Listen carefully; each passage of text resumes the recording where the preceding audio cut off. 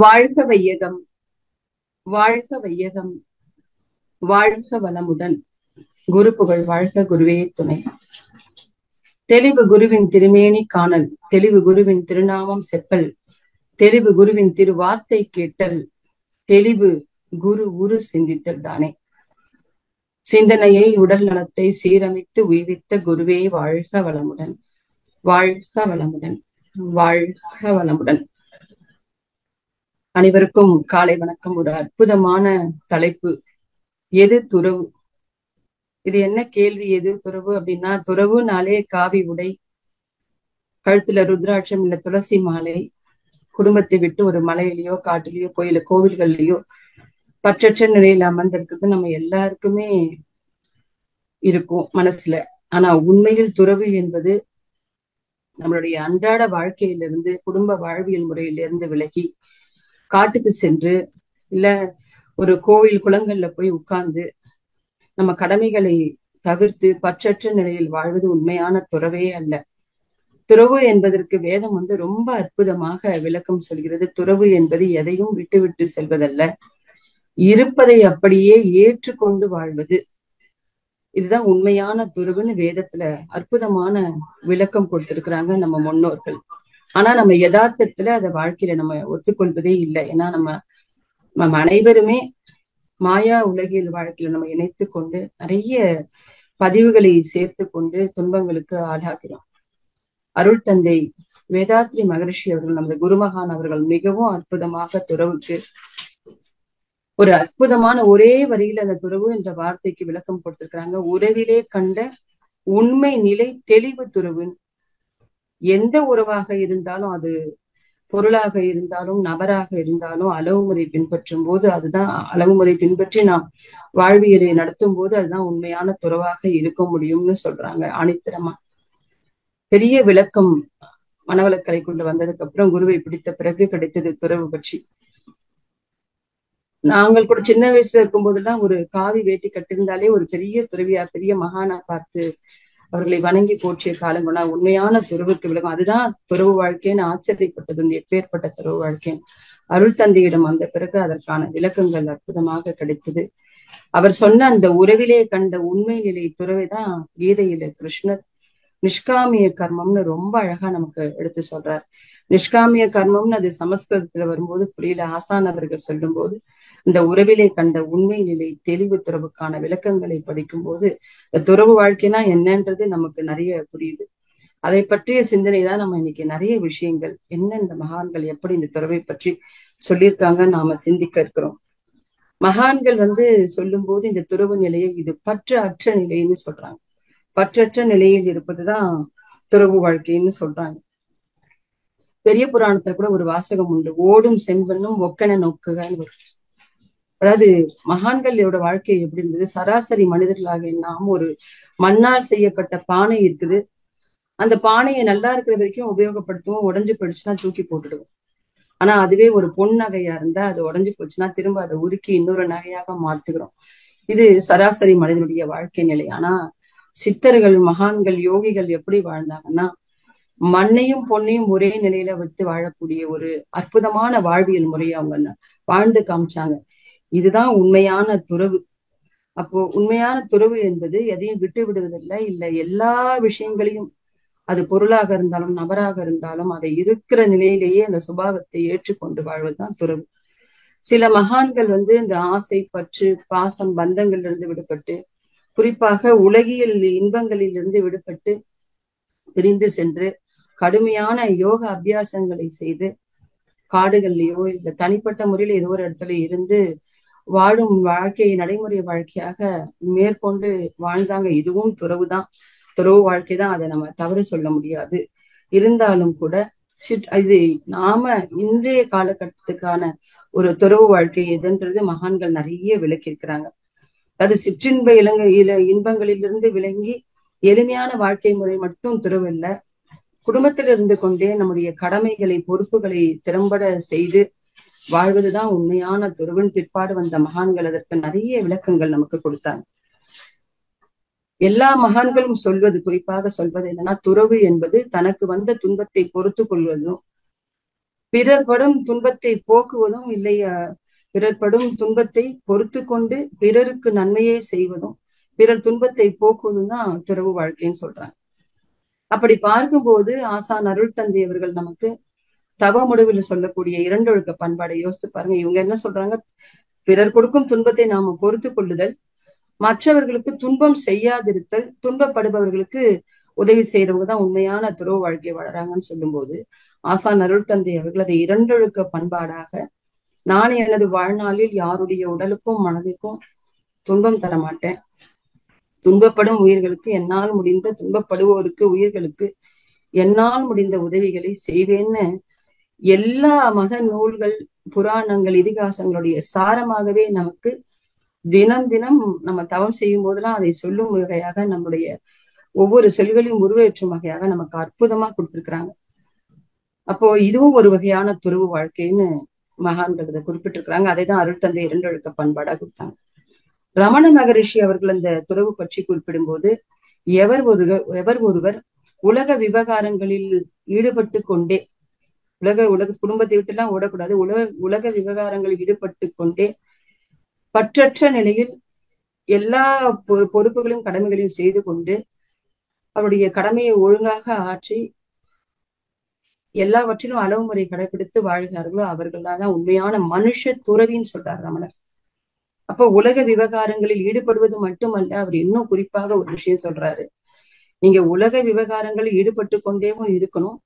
அப்படி ஈடுபடும் போது உங்களுடைய சுபாவம் மாறாம இருக்கணும். அவங்களுடைய சுபாவம் இயல்பை மாற்றாமல் நம்முடைய கடமைகளை பொறுப்புகளை செய்து வாழும் வாழ்க்கைதான் வாழ்பவன் எவனோ அவனே உண்மையான மனுஷ துறவின்றாங்க. ஆனா சில மகான்கள் சொல்வது புறத்தே மேற்கொள்ளக்கூடிய உலகியல் இன்பங்களிலிருந்து விடுபட்டு தன்னை தனிமைப்படுத்தி கொண்டு வாழ்வதும் துறவுன்னு சொல்றாங்க.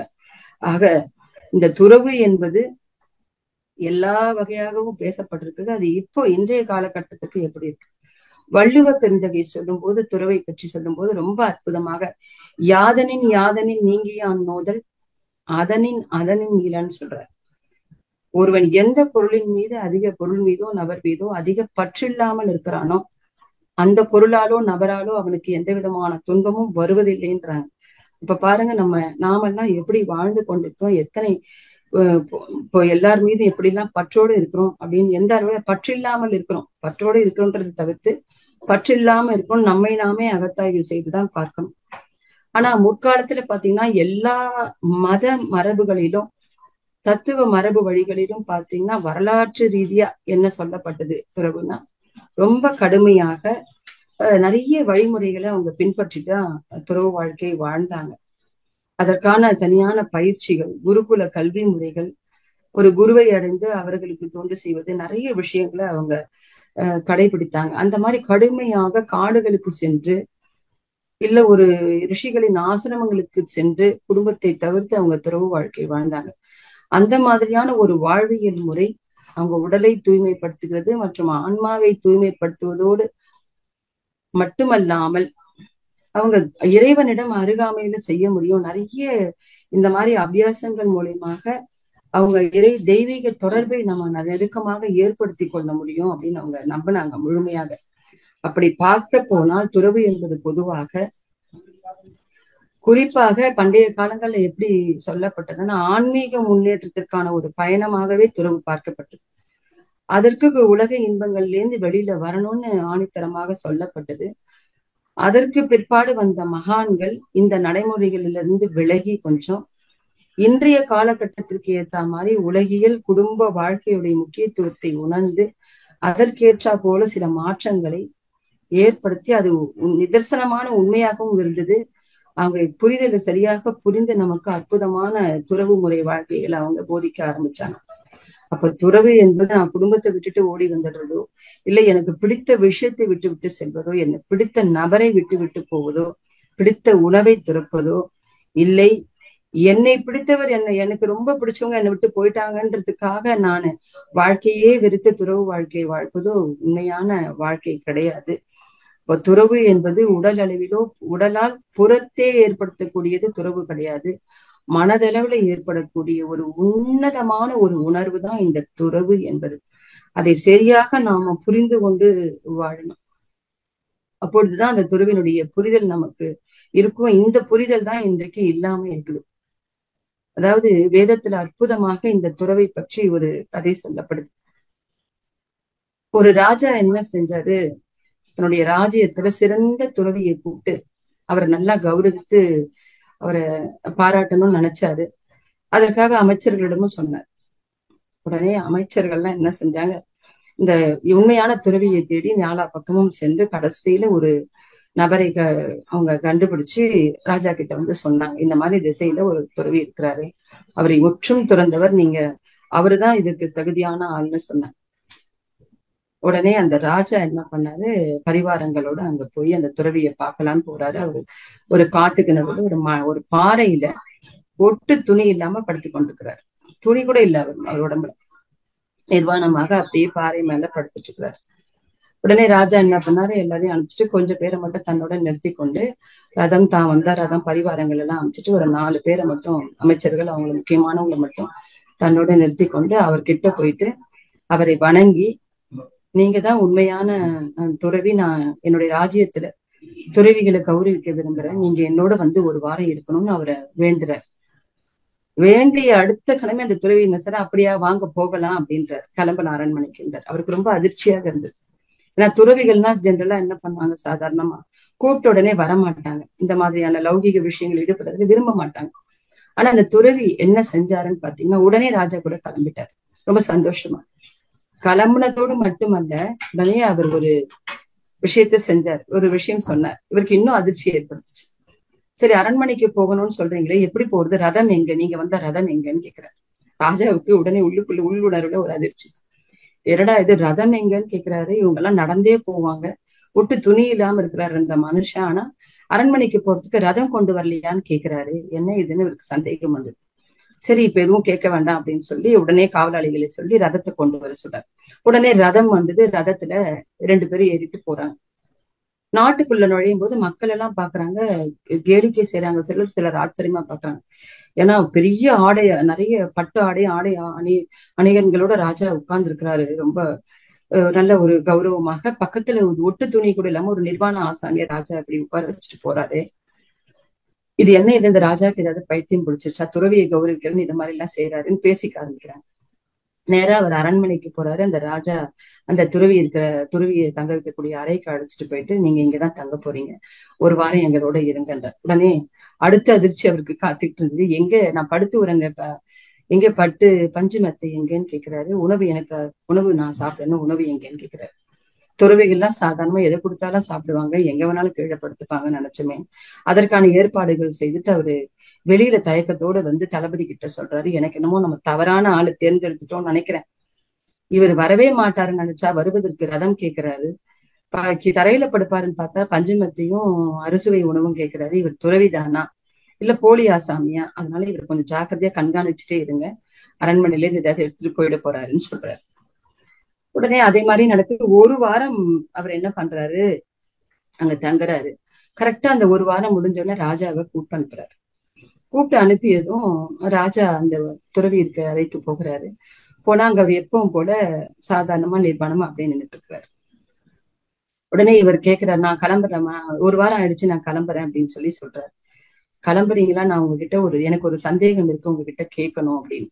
என்ன சந்தேகம், கேளு அப்படின்னு கேட்கிறாரு அந்த துறவி. அப்ப அவர் சொல்றாரு, நீங்க உண்மையாவே துறவிதானா அப்படின்னு கேட்கிறாரு. ஏன் அப்படி கேட்கிற அப்படின்னாரு. இல்லை, எனக்கு கேட்கணும்னு தோணுச்சுன்னு அவர் துறவி சொல்றாரு. இது என்ன பார்த்த முதல் நாளே உனக்கு தோணுச்சு, நீ ஏன் கேட்கலன்னு கேட்டார். அவர் அப்படியே தயக்கத்தோட வாயடைச்சு நிக்கிறார் அந்த ராஜா. எப்படி முதல் நாளே நமக்கு தோணுனது இவருக்கு தெரிந்தது. அப்ப அவர் சொல்றாரு, அப்படியா, சரி நான் காட்டுக்கு கிளம்ப போறேன், நீதான் துறவியெல்லாம் கௌரவிக்கிறே, என்னோடவே காட்டுக்கு வந்துடுறியான்னு கேட்கிறாரு ராஜாவை பார்த்து. உடனே ராஜா சொல்றாரு, நான் இப்ப வர தயாரா இல்லை, நான் எப்படி வர முடியும், நான் ராஜ்யத்தை பார்க்கணும், எனக்கு நிறைய பொறுப்புகள் இருக்கு, மக்களை எல்லாம் பாத்துக்கணும் அப்படின்ட்டு. அப்ப அந்த துறவி சொல்றாரு, பாரு, ஒரு வாரம் நீங்க இருக்க சொன்னேன், இதையெல்லாம் நான் இந்த சுமைகளெல்லாம் அந்த ஒரு வாரம் நான் சுமந்துட்டு இருந்தேன், ஆனா நான் கிளம்பும் போது இந்த சுமைகளை உடனே கழட்டி வச்சுட்டு கிளம்ப தயாராயிட்டேன், ஆனா உன்னால என்னோட வர முடியல இல்லையா, இதுதான் உனக்கும் எனக்கும் உள்ள வித்தியாசம் அப்படின்னு சொல்லி சொல்றாரு. நீ நினைச்ச நான் பஞ்சுமத்தை கேட்கிறேன், ரதம் கேட்கிறேன், அறுசுவை உணவு கேட்கிறேன், ஒரு வாரம் அதையெல்லாம் நீ சொன்னதற்காக நான் சுமந்து கொண்டிருந்தேன், ஏற்றுக்கொண்ட அவனுடைய அன்புக்காக இப்ப அதை தொடர்ந்துட்டு நான் போக தயாரா இருக்கிறேன், ஆனா உன்னால வர முடியாது.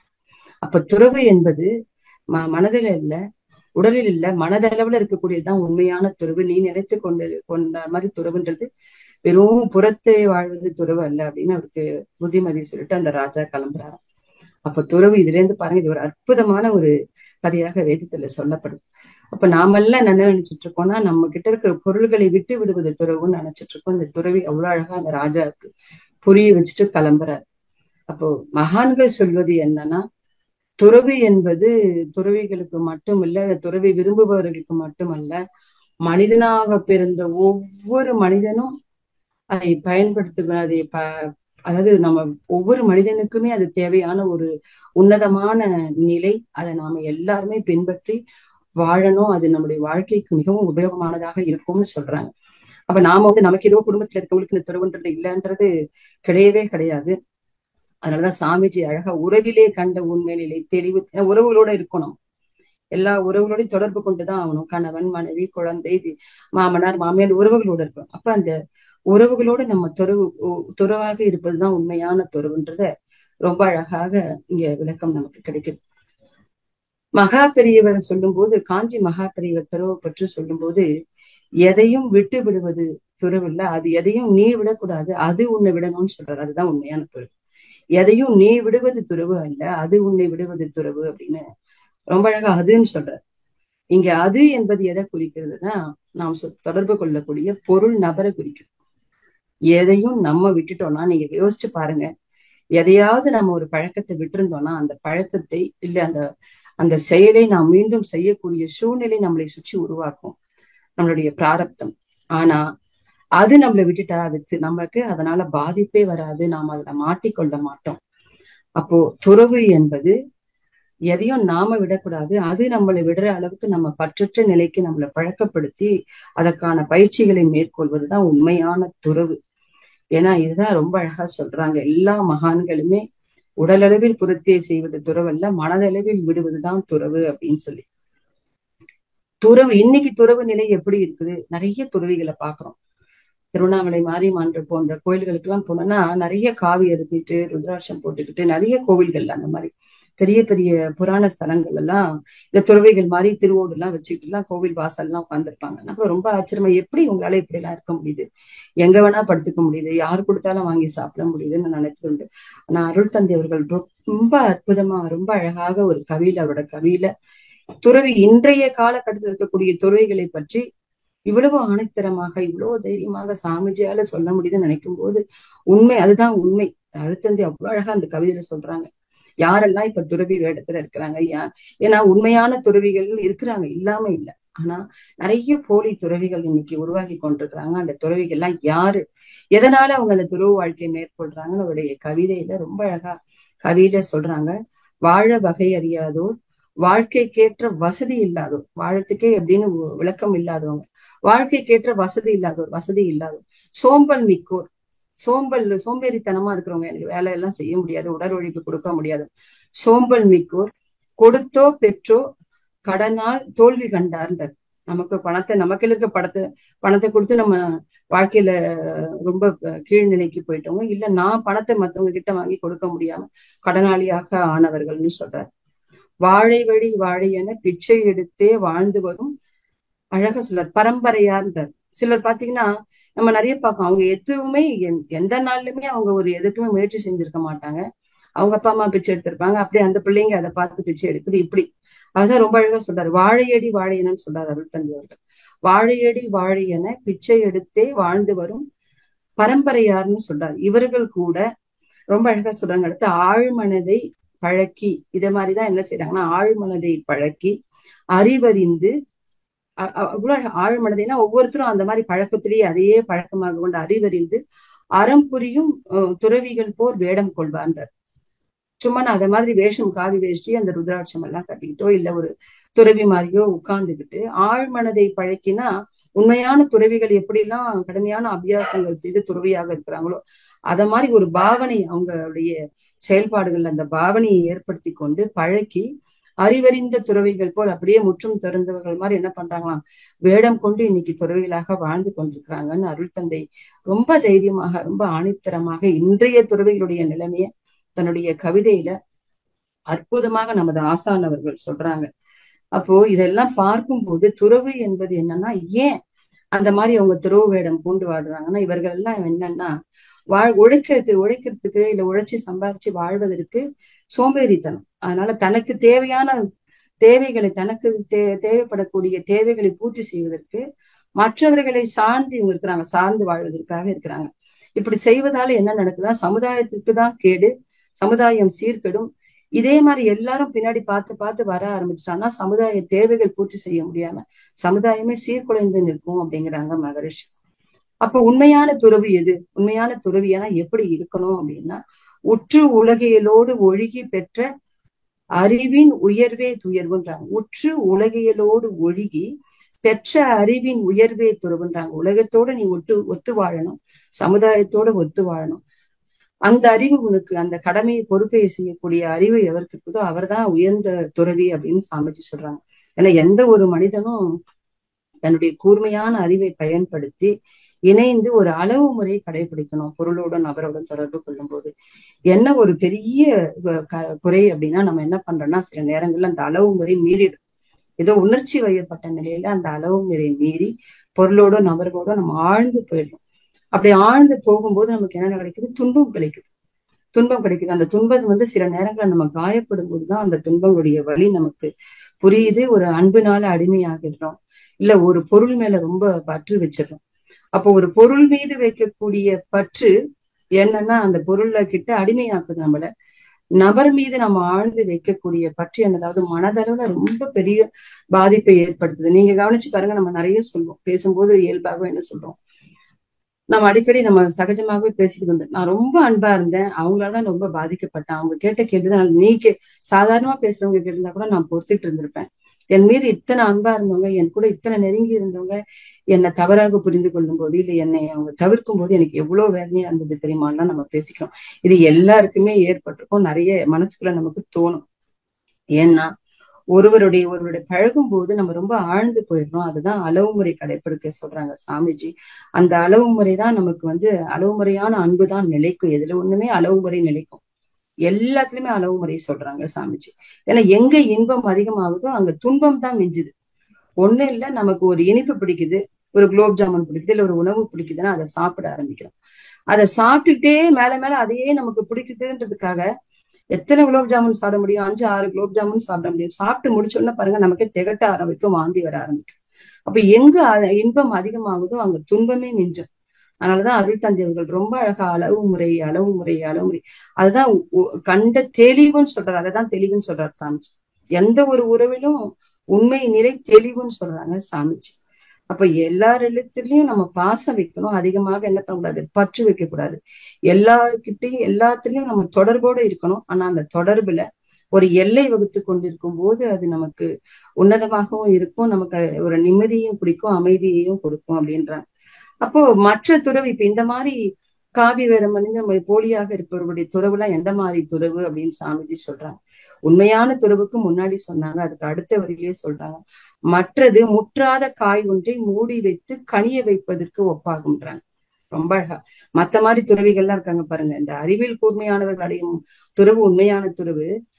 அப்படி இல்லாம தன் தேவைக்காக வேடமிட்டு வாழ்வுடைய துறவு எப்படி இருக்குன்னா, மற்றது முற்றாத காய் ஒன்றைன்றாங்க. முற்றாத காய்னா இப்போ ஒரு பழம் இருக்குதுன்னா அது இயற்கையா பழுத்தா இனிப்பு அதிகமா இருக்கும், அதோட சுவையே தனியாக இருக்கும். நம்ம கூட சொல்றோம் இது மரத்திலேயே பழுத்தது சுவையாக இருக்குதுன்னு.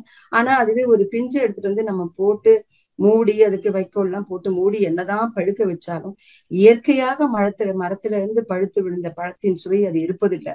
அத மாதிரிதான் மற்ற ஆசாமிகளுடைய துறவுன்னு அவரு ரொம்ப அழகா அருள் தந்தை இந்த துறவினுடைய விளக்கத்தை பத்தி அருமையா சொல்றாங்க.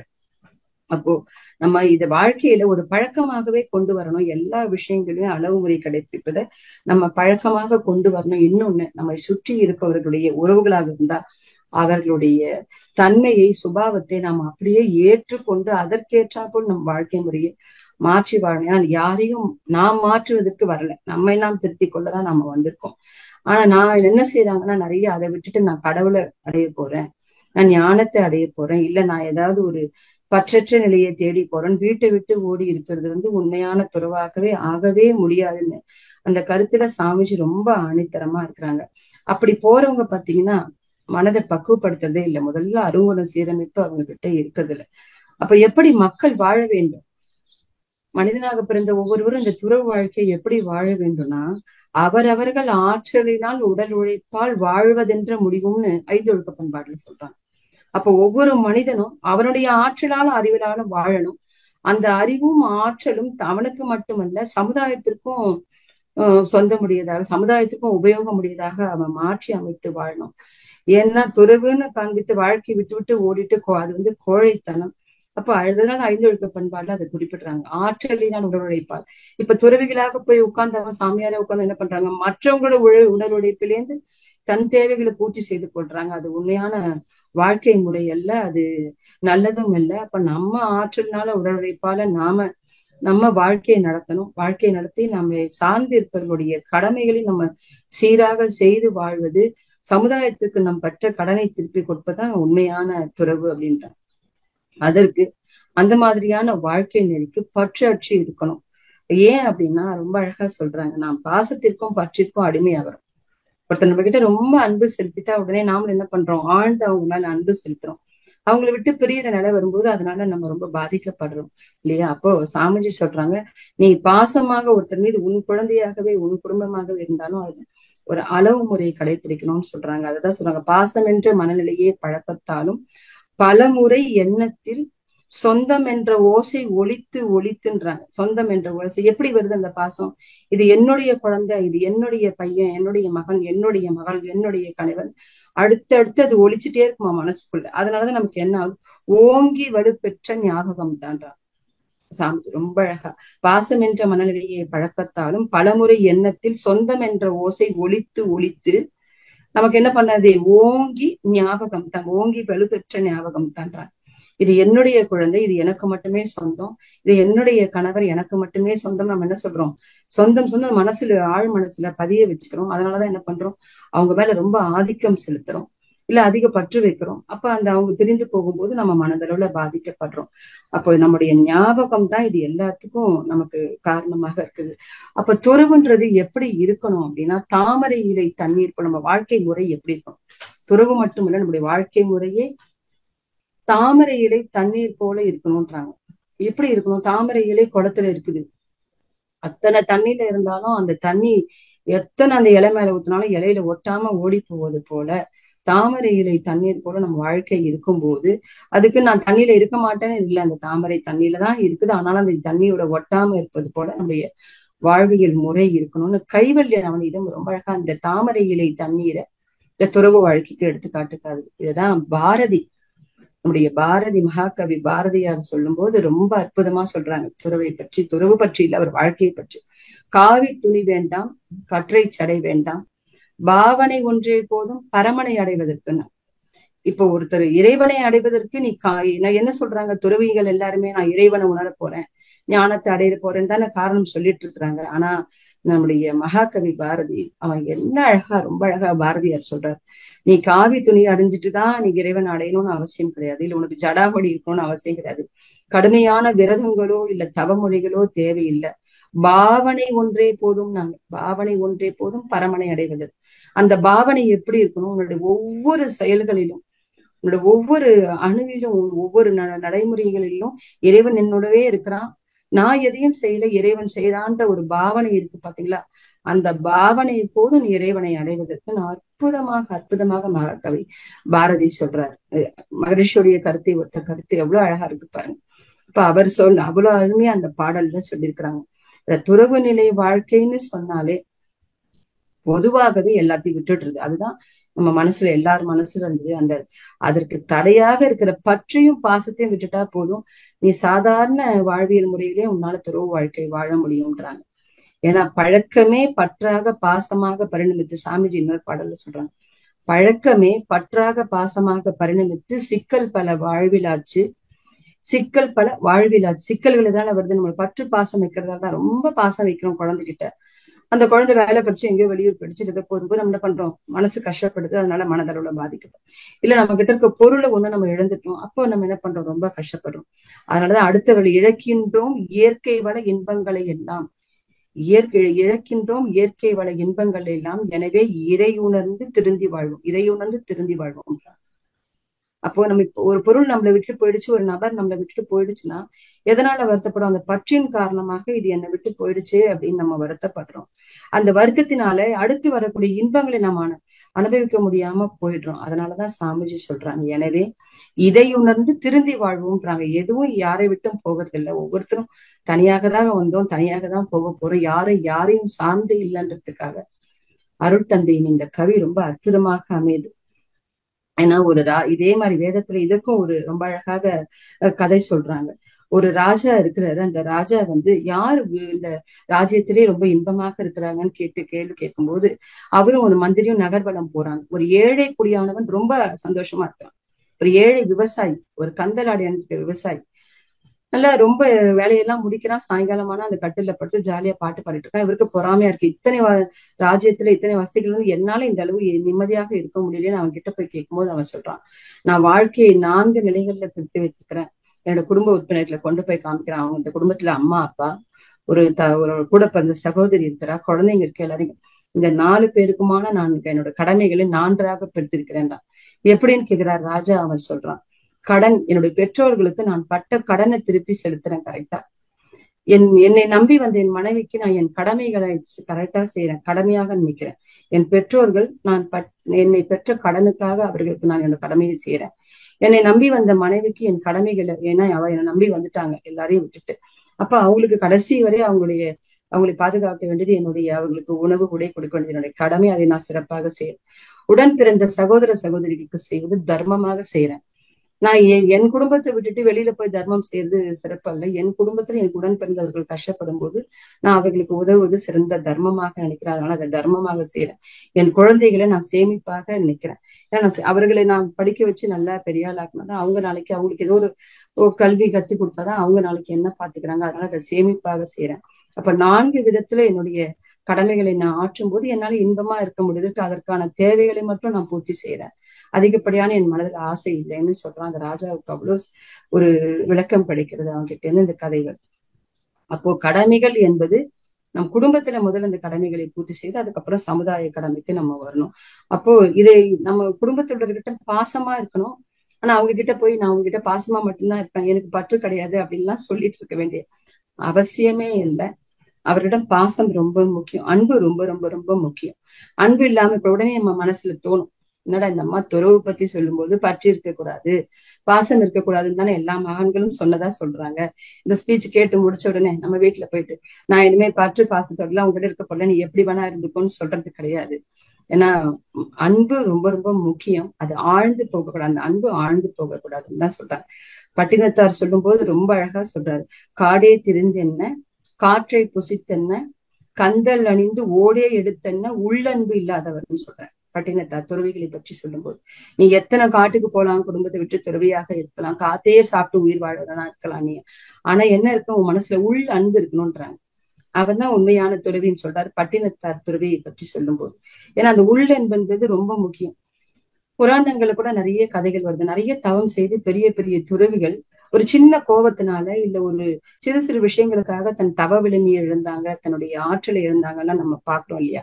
அப்ப துறவிகளாக இருப்பவர்களுக்கு அப்ப எதுவுமே இருக்கக்கூடாதுன்றதுல அவர்களிடம் அன்பும் கருணையும் இருக்கணும். ஏன்னா இறையின் தன்மை அன்பும் கருணையும், அந்த அன்பும் கருணையும் நம்ம எல்லார்கிட்டயும் இருக்கணும். துறவிகளாக இருந்தாலும் இருக்கணும்னு தான் பட்டினத்தாரு இதை ரொம்ப அழகாக சொல்றாங்க. அப்போ என்னன்னா அன்பு கருணை என்பது எல்லா உயிர்களுக்கும் பொதுவானது. வள்ளல் பெருமானார் இதுதான் சொல்றாரு, வாடிய பயிரை கண்ட போதெல்லாம் வாடினேன்னு சொல்றாரு. ஒரு மனிதர்கள் கிட்ட மட்டும் இருக்கு இல்ல அந்த அன்பு, ஒரு சின்ன செடி வாடினா கூட அதை கண்டு வாடக்கூடியவன் தான் உண்மையான ஒரு வாழ்வியல் முறையை வாழ்றவன்னு சொல்றாங்க, அவங்க எடுத்துக்காட்டு சொல்றாங்க. அப்ப பற்று பாசம் என்பது வேறு, அன்பு அந்த பாசம் தான் அன்பாக இருக்குது. அந்த அன்பு ஆழ்ந்து போகக்கூடாது, அளவு முறை மீறக்கூடாதுதான் இந்த துறவி என்பதற்கான விளக்கமே தவிர எல்லாத்தையும் விடுற மாதிரி அன்பையோ பாசத்தையோ விட்டுடும்ன்றது கிடையாது. அப்போ மனது துறவு என்பது புறத்தில இல்ல, உடல் அளவில் இல்ல, மனதளவில் செய்யக்கூடியது. நான் நிறைய காவி வேஷம் போட்டுட்டு நான் எல்லாத்தையும் திறந்துட்டேன். கோவப்படுறவங்களும் இருக்கிறாங்க. அருங்குண சீரமைப்பு செய்யாம நம்ம குணத்தை சீரமைத்து எந்த நிலையிலும் அங்க ஒரு அன்பும் கருணையோட இருப்பதுதான் உண்மையான துறவு வாழ்க்கை. அந்த துறவு தான் நிலைக்கும். ஏன்னா ஒருத்தன் நினைச்சானா நான் துறவியா ஆகணும்னு, இதுவும் வேதத்துல வரக்கிறது. நான் துறவியா போக போறேன்னு சொல்லி குடும்பத்தெல்லாம் விட்டுட்டு குடும்ப உறுப்பினர்களை கூப்பிட்டானா, நான் என் கடமையெல்லாம் முடிச்சுட்டேன், நான் துறவியாக போறேன். அந்த ஊர்ல ஒரு பெரிய மலை இருக்கு, அந்த மலையில எப்பவுமே சித்தர்கள் எல்லாம் தவம் பண்ணிட்டு இருக்காங்க, அந்த மலையை நோக்கி நான் பயணம் செய்ய போறேன்னு எல்லாரும் குடும்பத்தார் அவர் அனுப்பி வச்சாங்க. ஒரு சின்ன மூட்டை எடுத்துட்டு அவர் அங்கேயிருந்து வெகு தூரம் நடந்து வந்து அந்த மலைக்கு அடிவாரத்துக்கு வர்றாரு. அந்த மலைக்கு அடியில எப்பயுமே ஒரு குதிரை வண்டிக்காரன் குதிரைக்காரன் நின்றுட்டு இருப்பான். ஏன்னா மலைக்கு மேல ஏறணும் இல்லைங்களா, அவங்களை கொண்டு போய் விடுறதுக்கு, வரவங்களை கொண்டு போறதுக்கு. அப்ப அவர்கிட்ட போயிட்டு அவர் என்ன சொல்றாரு, நான் மேல போறேன், தவம் செய்ய போறேன், நான் துறவியாக போறேன், நான் கடைசியா வச்சிருந்தேன் இந்த செயின், ஒரு பொன்னாலான நகையை என்ன பண்றாரு, அவர் கையில கொடுத்துட்டு, இது கூட எனக்கு தேவையில்லை, என்னை கொண்டு போய் நீ மேல விடு அப்படிங்கிறாரு. அதுக்கு கூலியாக, மேல விடுவதற்கு கூலியா, சும்மா கொண்டு போய் விட வேணாம், ஆனா யார்கிட்டயும் எதுவும் நான் சும்மா பெற மாட்டேன்னு கொடுத்துட்டு என்னை கொண்டு போய் விட சொல்றாரு. சரின்னு அந்த நபர் என்ன சொல்றாரு, சரி ஏறி உட்காருங்க குதிரை மேலன்னு கையில ஒரு மூட்டையை வச்சுட்டு இருந்தாராம். அப்ப அந்த குதிரை கேட்டானா, குதிரை ஓட்டுறவன், கையில ஒரு மூட்டை வச்சிருக்கீங்களே அது எதற்குன்னு கேட்டாராம். மலை மேல ரொம்ப குளிரா இருக்குன்னு சொன்னாங்க, அதனால போத்திக்கிறதுக்கு கம்பளி ஆடைன்னு சொன்னானா அந்த நபர். அப்ப அவர் சொன்னாரா, ஒரு சாதாரண குளிரையே இந்த கம்பளியே உங்களால துறக்க முடியலையே, நீங்க எப்படி துறவியாக முடியும்னு. உடனே அவருக்கு மண்டையில அடிச்சா மாதிரினா திரும்பி வீட்டுக்கே திரும்பி போயிட்டார். அப்ப துறவு என்பது ஒரு சின்ன சின்ன விஷயத்தை கூட, நமக்கு தேவைகளை கூட நம்ம விட தயாராக இல்லாம இருக்கும்போது அவங்க எப்படி துறவியாக இருக்க முடியும். அப்போ அற்ற நிலையில இருப்பது உண்மையாக துறவாக இருந்தாலும் அந்த பற்று என்பது அளவு முறையோட இருக்கணும்ன்றாங்க. இடைக்காடர் இதைதான் சொல்றாரு, பற்றே பிறப்பதற்கும் தாண்டவ கோனே, அதை பற்றாமல் பற்றிடடா தாண்டவ கோனேன்னு இடைக்காடர் சொல்றாரு. இந்த பற்றுதான், பற்றற்ற நிலைதான் நமக்கு பிறப்பை இருக்கும், அது உண்மைதான், முக்தி நிலை. அதை பற்றாமல் பற்றிடும் போது, அளவு முறையோடு பற்றும் போது அது ஆன்மாவை வலிமை அடைய செய்யும், ஆன்மாவை தூய்மை அடைய செய்யும்னு சொல்றாங்க. ஏன் இதை சொல்றோம்னா, பிரபஞ்சத்துல இறைவனால் தவிர மற்ற எல்லாமே ஒரு நாள் அழியக்கூடியது இல்லையா. அதனாலதான் சாமிஜி எல்லாவற்றையும் பொருள்னு சொன்னார். அவர் ரொம்ப அழகா சொல்றார், பொருள் எதெல்லாம் மறையக்கூடியதோ, இன்றைக்கு இருந்தால் அது பொருள், நாளைக்கு மறையும் போது அது நிகழ்ச்சின்னு சொல்றாங்க. அப்போ மகரிஷி அவர்கள் சொல்றது என்னன்னா, எது மறையுதோ அது நிகழ்ச்சின்னா அது நிலையானது அல்ல இல்லையா. அப்ப நிலையானது எது, மெய்ப்பொருள் மட்டுமே. இதான் வள்ளுவர், எப்பொருள் யார் யார் வாய் கேட்பினும் அப்பொருள் மெய்ப்பொருள் காண்பதறிதுன்னு சொன்னாங்க. அருள் தந்தை அவர்கள் ரொம்ப அழகா சொல்றாங்க, 2 வரியில இதே வள்ளுவருக்கு இணையாக, அவன் நீ ஒன்றாய் அறிந்த இடம் அறிவு முழுமை அது முக்தின்னு சொன்னாங்க. 2 வரி பாடல் தான். அவன் நீ ஒன்றாய் அறிந்த இடம் அறிவு முழுமை அது முக்தி. முக்தினா என்ன, மரணம் கிடையாது. முக்தி என்பது நம்முடைய மனதிலிருந்து ஏற்படக்கூடிய விடுதலை. மனதிலால எல்லாத்தையும் விடுவது, மனதளவுல விடுவது, மனதளவுல பற்றற்று இருப்பதுதான் உண்மையான விடுதலை. அந்த விடுதலை உணர்வு எப்போ ஒவ்வொருக்கு வருதோ அப்பொழுதே, அந்த க்ஷண நேரமே. ஏன்னா அந்த நிலை நமக்கு ஒரு க்ஷண நேரத்துல வரும், ஒரு பல நாள் அபியாசம் செய்யணும்னு அவசியம் இல்லை. ஏன்னா நம்ம அது எப்போ கிடைக்கும் நமக்குன்னா, நம்ம எண்ணங்களை குறைத்து உறவுலகத்துல இருக்க தொடர்பை துண்டித்து நம் மனதை அக உலகத்துக்கு பக்கமாக திருப்பும் போது, அகத்தை நோக்கி திருப்பி நம்ம ஆழ்ந்து நம்முடைய செயல்களை அளவும் முறையும் கடைபிடித்து ஒரு எல்லையில் நின்று நாம் செயல்படுத்தும் போது இந்த க்ஷண நேரத்துல அந்த முக்தி நிலை கிடைக்கும். அது மனதால ஏற்படக்கூடிய முக்தி, அதுதான் உண்மையான முக்தி, அதுதான் உண்மையான துறவும் கூட சொல்லலாம். ஏன்னா இது மாதிரி நிறைய மகான்கள் வாழ்ந்து காமிச்சிருக்கிறாங்க. புராணங்கள்ல நமக்கு நிறைய கதைகள் சொல்லியிருக்கிறாங்க இந்த முக்தி நிலைக்கு. ஆனா நிறைய நம்ம என்ன நினைச்சோம், எல்லாத்தையும் விட்டுடுறதுதான் முக்தி நிலையினோம், இல்ல எல்லாத்தையும் விடுவதுதான் துறவு நிலையினோம், நமக்குள்ளேயே நம்ம ஒரு கற்பனை பண்ணி வச்சிருக்கிறோம். புராணங்கள்ல வரும், ஜனக மகாராஜா அப்பேற்பட்ட ஒரு மகான், அவர் என்ன பண்றாரு, தன்னுடைய குரு அஷ்டாவக்ரரை சந்திக்க போறார் ஒரு முறை ஒரு ஆசிரமம். அந்த குருவின் ஆசிரமத்துக்கு போனோன்னா அந்த அஷ்டாவக்ரர் என்ன பண்றாரு, அவரை கூப்பிட்டு ஏகபோகமா அவரை நல்லா உபசரிச்சு அவர்கிட்ட ரொம்ப நேரம் பேசிட்டு இருக்காரு, ரொம்ப மகிழ்ந்து போறார். அங்க இருக்க சிஷ்யர்களுக்கு இது ஒரு பொறாமையை ஏற்படுத்துது. என்னடா இது, நம்ம இத்தனை நாளா எல்லாத்தையும் விட்டுட்டு இவர் கூட இருக்கிறோம், ஆனா நம்ம கிட்ட இந்த அளவுக்கு அவர் நெருங்கி பேசுனது இல்லை, உட்கார்ந்தது இல்லை. ராஜான்னு வந்த உடனே அவருடைய ட்ரீட்மெண்ட், அவருடைய உபசரிப்பே வேறு விதமாக இருக்குதுன்னு பேசிக்கிட்டே இருக்கிறாங்க. பேசுறதோடு சும்மா இல்லை, ஒரு மாலை நேரத்துல போய் அவர்கிட்டயே கேட்டுறாங்க, குரு கிட்டயே, நாங்க எல்லாத்தையும் விட்டுட்டு துறவிகளாக உங்களோட தொண்டு செஞ்சுட்டு இங்க இருக்கிறோம். ஆனா நீங்க எங்க கிட்ட இந்த அளவு நெருங்கி பேசுறதுல ஒரு ராஜா கிட்ட இந்த மாதிரி நீங்க அவருக்கு தனியான உபசரிப்பு பண்றீங்களே, இது எங்களுக்கு கொஞ்சம் கூட சரியா இல்லைன்னு கேக்குறாங்க. அப்போ அவர் சொல்றாரு, அஷ்டாவக்ரர் எதுவுமே பேசல, கம்மன் இருந்துட்டாரு. அப்படியா, சரின்னு சொல்லிட்டு கம்மன் இருக்கிறாரு. என்னடா இது பதிலே சொல்ல மாட்டேன்னு துறவிகள் எல்லாம் போயிட்டாங்க, அவருடைய சிஷ்யர்கள்லாம். ஒரு 2 நாள் கழிச்சு சத்சங்கம் நடக்குது அந்த அந்த ஆசிரமத்துல. அந்த சத்சங்கத்துல ஜனகரும் உட்கார்ந்து இருக்கிறாரு, சிஷ்யர்களும் உட்கார்ந்து இருக்கிறாங்க எல்லாரும். அப்படி உட்கார்ந்து கொண்டிருக்கும் போது என்ன நடக்குது அப்படின்னா, பெரிய தீ விபத்து ஏற்படுது. அரண்மனையில இருந்து காவலாளிகள்லாம் ஓடி வராங்க. காட்டு தீ பரவி நாட்டுக்குள்ள வந்துச்சு. அரண்மனை அந்தரங்கம்லாம் எரிஞ்சு, அந்தப்புறம் எல்லாம் எரிஞ்சிட்டு இருக்குதுங்க, எரிஞ்சிட்டு இருக்குது. நாட்டுல பயங்கர தீ பரவிட்டு இருக்கு, ராஜா என்ன செய்யுதுன்னு ஓடி வராங்க. இதை கேட்ட உடனேயே அங்க இருந்த சிஷ்யர்கள் எல்லாரும் ஓடி போறாங்க, எழுந்து தப்புன்னு ஓடுறாங்க. ஆனா ஜனகர் அப்படியே அந்த குரு முன்னாடி உட்கார்ந்து இருக்கிறாரு. உட்கார்ந்துட்டே சொல்றாரு, அப்படியா, தீ அணைக்கிறதுக்கு ஏற்பாடு செய்யுங்க, நான் என்னால இப்ப வர, நீங்க வரணும் ராஜான்னு கூப்பிடுறாங்க. அவர் சொல்ல, நான் வர முடியாது, நான் சத்சங்கம் நடந்துட்டு இருக்கு, குரு கிட்ட இருக்கிறேன், கேட்டுட்டு இருக்கிறேன், என்னால வர முடியாது, முடிஞ்சா தீயை அணைக்க பாருங்கன்னு சொல்லி அனுப்பிச்சிட்டேன். ஒரு சில நிமிடங்கள் கழித்து அந்த துறவியுடைய அந்த குருவினுடைய சிஷ்யர்கள்லாம் ஓடி வராங்க. அப்ப அந்த குரு கேக்குறாரு, எங்க போனீங்க எல்லாரும் அப்படின்னு கேக்குறாரு. இல்ல, தீ பரவிட்டு வருதுன்னு சொல்றாங்க, ஆசிரமத்துக்கு வந்துருச்சுன்னா நாங்க துணி கோவணத்தெல்லாம் காய போட்டிருந்தோம், அதெல்லாம் எரிஞ்சுட்டா ரொம்ப சிரமமாயிடுமே எடுக்க போனோம்ன்றாங்க. அப்ப அந்த அஷ்டாவக்கரர் சொல்றாரு, அவர் நீங்க எல்லாம் ஓடுனீங்க, ஆனா அவர் நாட்டுக்கே ராஜா, அவர் இங்க உட்கார்ந்து இருக்கிறாரு, சத்சங்கம் தான் முக்கியம்னு சொல்லி எந்த ஒரு சின்ன ஒரு துணியை கூட துறக்க முடியாத நீங்க வந்து நானு துறவின்னு பேசிக்கிட்டீங்க. இத்தனை ராஜ்யத்துக்கே அரசராக இருந்த ராஜா, நான் சத்சங்கம் முடிஞ்ச பிறந்தான் வருவேன், முடிஞ்சா அணைக்க பாருங்கன்னு சொல்லிட்டு, இதுதான் உங்களுக்கும் அவருக்கும் உள்ள வித்தியாசம்.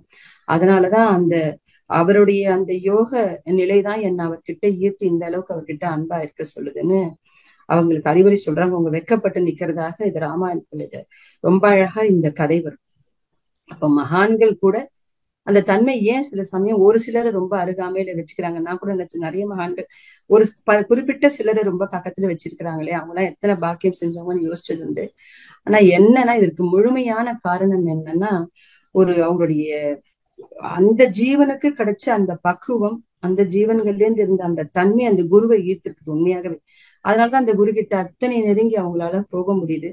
ரமணாசிரமத்திலேயே இத மாதிரி ஒரு சம்பவம் நடந்திருக்குது. ரமண மகரிஷியுடைய சரிதையில எழுதியிருக்கிறாங்க. கிராண்டப்னு ஒரு வயசானவர், ஒரு ஆங்கிலேயர் ரமண மகரிஷிகிட்ட ரொம்ப நெருங்கி ரொம்ப காலங்கள் அவர் கூட இருந்ததாக சொல்லப்படும். அவர் அது மாதிரி ரொம்ப நெருங்கி அவர்கிட்ட நிறைய டிஸ்கஸ் பண்ணுவாராம், நிறைய ரமண மகரிஷி ரூம்லயே இருப்பாராம். அப்போ அங்க இருந்த ஒரு தமிழ் அந்த அங்க இருக்கிற ஒரு காரியதரிசிக்கு அது பொறாமையா இருந்து அவர் போய் மகரிஷி கிட்டே கேட்டாராம், நீங்க என்னதான் இருந்தாலும் வெளிநாட்டுக்காரங்க, நீங்க கொஞ்சம் ஸ்பெஷல் தான், அவங்களை நீங்க ரொம்ப ஸ்பெஷல் ட்ரீட்மெண்ட் எல்லாம் பண்றீங்க, நாங்கெல்லாம் இங்கேயே இருக்கோம், உங்களுடைய கிருபைக்காக நீங்க எங்களை கண்டுக்கிறதே இல்லை அப்படின்னப்போ அவர் சொன்னாரா, அவர் என்னை விட வயசுல எவ்வளவோ பெரியவர், 85 வயசாவது அவருக்கு, அந்த கிராண்டப்க்கு. அவர் வந்து மாமிசம் சாப்பிடுற ஒரு நாட்டை சேர்ந்தவர். எத்தனை கோடி மைல்களுக்கு அப்பாம எவ்வளவு வைராக்கியமா யோக அபியாசம் செஞ்சு எங்கேயோ கோடியில இருக்க இந்த கோவனை தாண்டியே பார்க்க வந்திருக்கிறாரு. அப்போ நான் அவருக்கு செய்யற மரியாதை இதை விட என்னதான் இருக்க முடியும், நான் அவரை நான் இழுக்கல, என்ன அவர் இழுத்து அந்த மாதிரி உட்கார வச்சு பேச வைக்கிறாரு அப்படின்னு விளக்குனாங்க. அப்போ துறவு நிலை என்பதோ இல்ல ஒரு யோக சாதனை என்பதோ அவருடைய அந்த குருவினுடைய கிருபையினால நமக்கு கிடைக்குது. அந்த குரு கிருபை தான் இந்த அளவுக்கு அவரை கூட உட்கார வச்சிருக்க முடியும். அது எத்தனை பேருக்கு, நிறைய பேருக்கு இந்த பாக்கியம் கிடைச்சிருக்கு இந்த உலகத்திலேயே. இதெல்லாம் எதற்காக அப்படின்னா, இந்த கதைகள்லாம் அவங்க கதையாக சொன்னாலும் இந்த கதைகள் மூலமாக நாம ஏன் தெரிந்து கொள்ள, இத்தனை கதைகள் ஏன், ஒவ்வொரு புராணம் எடுத்துட்டீங்கன்னா ஒவ்வொரு அத்தியாயத்துக்குள்ளேயே பல கதைகள் வருது. அந்த கதைகள் எல்லாம் எதுக்குன்னா, நாம அந்த மாதிரி எல்லாம் வாழணுன்றதுக்காக நம் முன்னோர்கள் ரொம்ப அழகாக உதாரணத்தை சொல்லி நமக்குள்ள உண்மையை ஒவ்வொரு விஷயத்தையும் உண்மையாக நமக்கு திணிச்சிருக்கிறாங்க. உலகத்துல நாம் பிறக்கும் போதே 4 விஷயத்த நம்ம ஏத்துக்கிட்டு தான் வந்திருக்கோம். பிறப்பு, முதுமை, நோய், மரணம்ன்றத. ஆனா இந்த பிறப்பு மட்டும் எல்லாரும் ஏத்துக்கிறோம், ஆனா இந்த முதுமை, நோய், மரணத்தை நாம எப்பயுமே ஏற்றுக்கொள்வதில்லை. ஏன்னா இறைவனால படைக்கப்பட்ட அத்தனை உயிரினங்களும் ஒரு நாள் அழிந்தே தீரும். ஏன் சூரியனுக்கே, இந்த பிரபஞ்சத்தை நம்மளை காத்து கொண்டிருக்கிற சூரியனுக்கே அழிவு உண்டு. அந்த சூரியனுக்கே அழிவு வரும்போது 120 ஆண்டு காலம் ஆயுள் கொண்ட நாமெல்லாம் எம்மாத்திரம் நம்ம முதல் ஒவ்வொருவரும் உணரணும். அப்ப அந்த உணர்வை நம்ம புரிந்து கொண்டு நம்முடைய வாழ்க்கையில, நம்முடைய வாழ்க்கை நடைமுறையில நம்ம சுற்றி இருப்பவர்களை அப்படியே ஏற்றுக்கொண்டு வாழ்வதேதான் பெரிய துறவே தவிர அதையெல்லாம் விட்டுட்டு நம்ம ஓடி போய் வாழக்கூடியது ஒரு துறவே ஆகாது. அதுக்கு நாம் சில விஷயங்களை ஏற்றுக்கொள்ளணும். ரெண்டு விஷயம்தான். நான் எந்த பொருளோட எல்லாம் தொடர்பு கொண்டிருக்கிறேனோ, காசோ பணமோ வீடோ நகையோ எதுவாக இருந்தாலும் அவற்றையும் எந்தெந்த உறவுகளோடும், கணவன் மனைவி குழந்தைங்க, நான் எல்லாரோடையும் உறவாடி கொண்டிருக்கணும். இவை எல்லாம் ஒரு நாள் என்னை விட்டு ஒவ்வொன்றாக விலகும். அல்லது அவர்கள் எல்லாம் விட்டுட்டு நானே விலகிடுவேன் அப்படின்ற ஒரு நிலையை நாம புரிந்து கொள்ளணும். அந்த நிலையோடு நம்ம புரிந்து கொண்டு அந்த உறவுகளோட இந்த யதார்த்தத்தை புரிந்து கொண்டு நம்ம வாழ்க்கையை நம்ம நடைமுறையில வாழ ஆரம்பிச்சோம்னா அந்த வாழ்க்கை மிகவும் சிறப்பாக இருக்கும். அதுல எந்தவித ஒரு எதுவுமே வராது, பாதிப்பும் நமக்கு வராது. ஏன்னா பரம்பொருள் கிட்ட எதுவுமே இல்லை, இறைநிலை கிட்ட எதுவும் இல்லை. அப்போ எதுவும் இல்லாத ஒன்றிலே இருந்தானே நான் வந்திருக்கேன்னு சொல்றேன் இல்லையா? அண்டத்தில் கடவுள் என பேசப்படுபவன் பிண்டத்தில் உயிரென அழைக்கப்படுகிறான்னு சொன்னான். அப்ப பிண்டத்தில் உயிரென அதுதான் நானாக வந்திருக்கிறேன். அங்க ஒண்ணும் இல்லை, அங்கேருந்து தான் நான் வந்திருக்கேன். என்கிட்டயும் எதுவும் இல்லை. ஒரு ஆண்டியோடைய சொத்து நான். அது ஒரு ஆண்டியாக இருக்கிறது, மேல இருக்கிறது. இறைநிலையும் ஒரு ஆண்டி, ஒண்ணும் இல்லாம இருக்கு. அந்த ஒண்ணும் இல்லாத ஒன்றிலே நான் ஒண்ணும் இல்லாம வந்திருக்கிறேன் போது நான் என்னுடையதுன்னு சிலதை பிடித்து வைக்கும் போதுதான் எனக்கு பாதிப்பு ஏற்படுது. இந்த சரீரமோ இந்த உடம்போ இந்த மனசோ நான் இல்லைன்ற தீர்மானத்துக்கு முதல் வரணும் நம்ம. ஆனா நம்ம சொல்றோம் இது நான் நினைக்கும் போதுதான் நமக்கு பிரச்சனை வருது. ஏன்னா சாமிஜி சொல்றாங்க பாருங்க, தந்தை தாய் ஈருயிர் ஒன்று சேர்ந்து தழைத்ததொரு உடலாகி உலகில் வந்தோம். அந்த ஈருயிர் வினைகள் அறமோ மற்றோன்னார். நாம இந்த அப்பா அம்மாவுக்கு தான் பிறக்கணும், நான் இப்படிதான் வாழணும், நான் இந்த மாதிரி வாழ்க்கை முறையில தான் இருக்கணும்னு யாரும் கேட்டு பிறக்கல.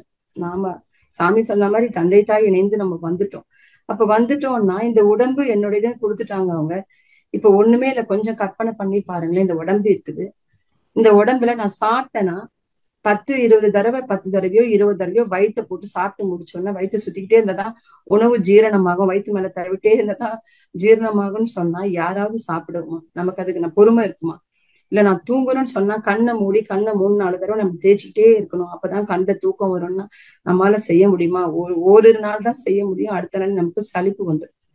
ஆனா நம்ம என்ன நினைக்கிறோம், நான் கிரகஸ்தனா இருக்கேன்னா நான் கிரகஸ்தன், நான் இருக்கிறேன், நான் ஒரு குடும்பத்துல இருக்கிறவன், ஒரு குடும்ப தலைவன் நினைச்சுக்கிறேன்.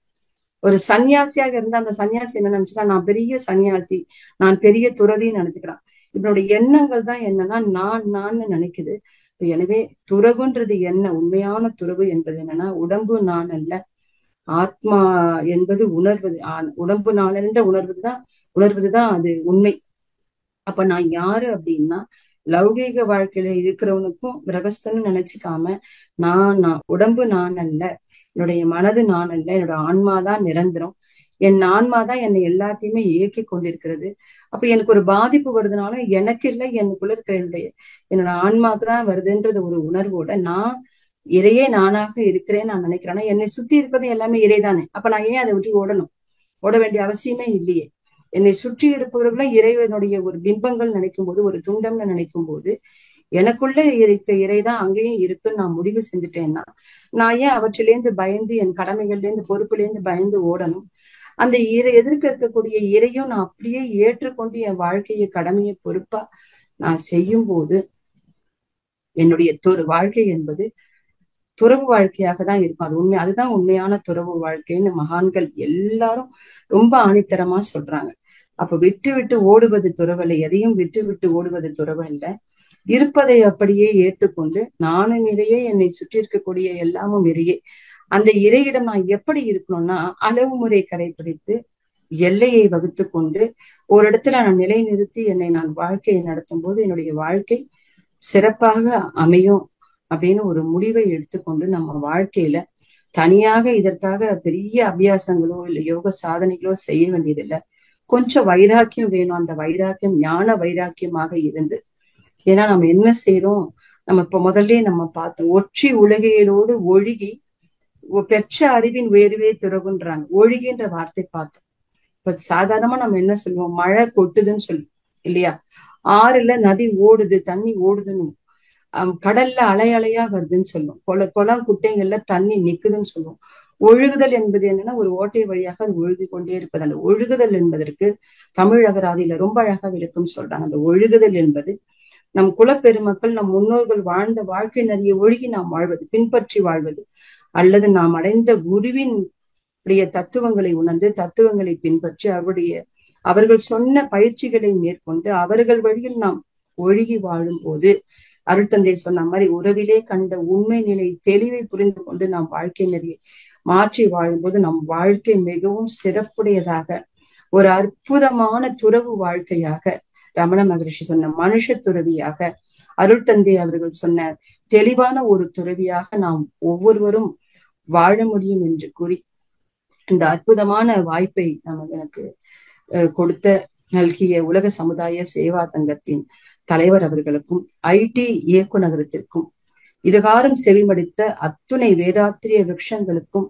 நெஞ்சார்ந்த நன்றியை தெரிவித்துக் கொண்டு நாம் ஒவ்வொருவரும் நல்ல தெளிவான உறவிலே கண்ட உண்மை நிலை தெளிவு துறவு என்ற அருள் தந்தையின் வாசகத்திற்கேற்ப எல்லாவற்றிலும் அளவு முறையை கடைபிடித்து எந்த நிலையிலும் உணர்ச்சி வசப்படாமல் ஒரு எல்லையில் நின்று வாழ்க்கையை வாழ்ந்து அவருடைய பயிற்சிகளையும் அவருடைய தவமுறைகளையும் பின்பற்றி குறிப்பாக தற்சோதனை செய்து எந்த ஒரு தவறு செய்தாலும் நான் மற்றவர்கள் செய்த நானும் அதற்கு என்ற பொறுப்பை ஏற்று அதை ஆராய்ச்சி செய்து நம் வாழ்க்கையை வாழ்ந்து வெற்றிகரமாக வாழ்ந்து காட்டுவோம். ஏனென்றால் மகரிஷி அவர்கள் எந்த மகானும் சொல்லாத ஒரு விஷயத்தை சொல்லியிருக்கிறாங்க. நீங்கள் ஒவ்வொரும் ஒரு வேதாத்திரி மகரிஷின் ஆசான் அவர்கள் அப்படிதான் எதிலையும் தாமரை இலை தண்ணீர் போல் இருந்தாங்க. அது மாதிரி நாம் ஒவ்வொருவரும் மனுஷ துறவிகளாக குடும்பத்தில் இருந்து கொண்டு நம் கடமைகளை சிறப்பாக ஆற்றி சமுதாயத்துக்கும் தொண்டு செய்து மற்றவர்களுக்கும் உபயோகமாக இருந்து இந்த மனவளக்கலை பயிற்சிகளை பட்டி தொட்டி எங்கும் கொண்டு செல்வோம் என்று கூறி இந்த உரையை நிறைவு செய்கிறோம். வாழ்க வளமுடன், வாழ்க வளமுடன், வாழ்க வளமுடன். தற்பொழுது அம்மா அவர்கள் நம்முடைய கேள்விகளுக்கு சிறப்பான பதிலினை அளிக்க இருக்கின்றார்கள். கேள்வி கேட்க விரும்பும் அன்பர்கள் தங்களுடைய கைபேசிகளை தாங்களே அன்மியூட் செய்து கொண்டு கேள்விகளை சுருக்கமாக கேட்கும் போது அது அனைவருக்கும் பயனுள்ளதாக அமையும் என்று அன்போடு தெரிவித்துக் கொண்டு முதலாவது அன்பராக டாக்டர் ஜெகநாதன் ஐயா அவர்கள். ஐயா வாழ்க வளமுடன், நீங்க பேசலாங்க ஐயா. வாழ்க வளமுடன். குருவே சரணம். அருள்நிதி டாக்டர் ஜெகநாதன், சென்னை, 85 வயது. தெய்வ பேராசிரியர்கள் இருவரும் உலகம் முழுவதும் சுற்றி வேதாத்திரியத்தை பரப்பி 120 ஆண்டுகள் நீடூழி தெய்வ தம்பதிகள் இருவரும் வாழ்க வளமுடன், வாழ்க வளமுடன். தங்களின் சிந்தனை உரை சூப்பரோ சூப்பர். மகரிஷியின் கனவை நிறைவேற்றும் வண்ணம் அமைந்துள்ளதம்மா.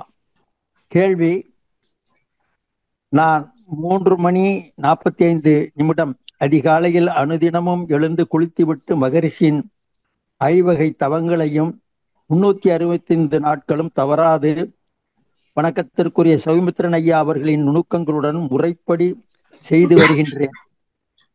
நான் இறைநிலை உணர்வு பெற்று அறநெறி வாழ்க்கை வாழ்ந்து இப்பிறவியிலேயே பிறவி பயனை அடைய முடியுமா அம்மையே?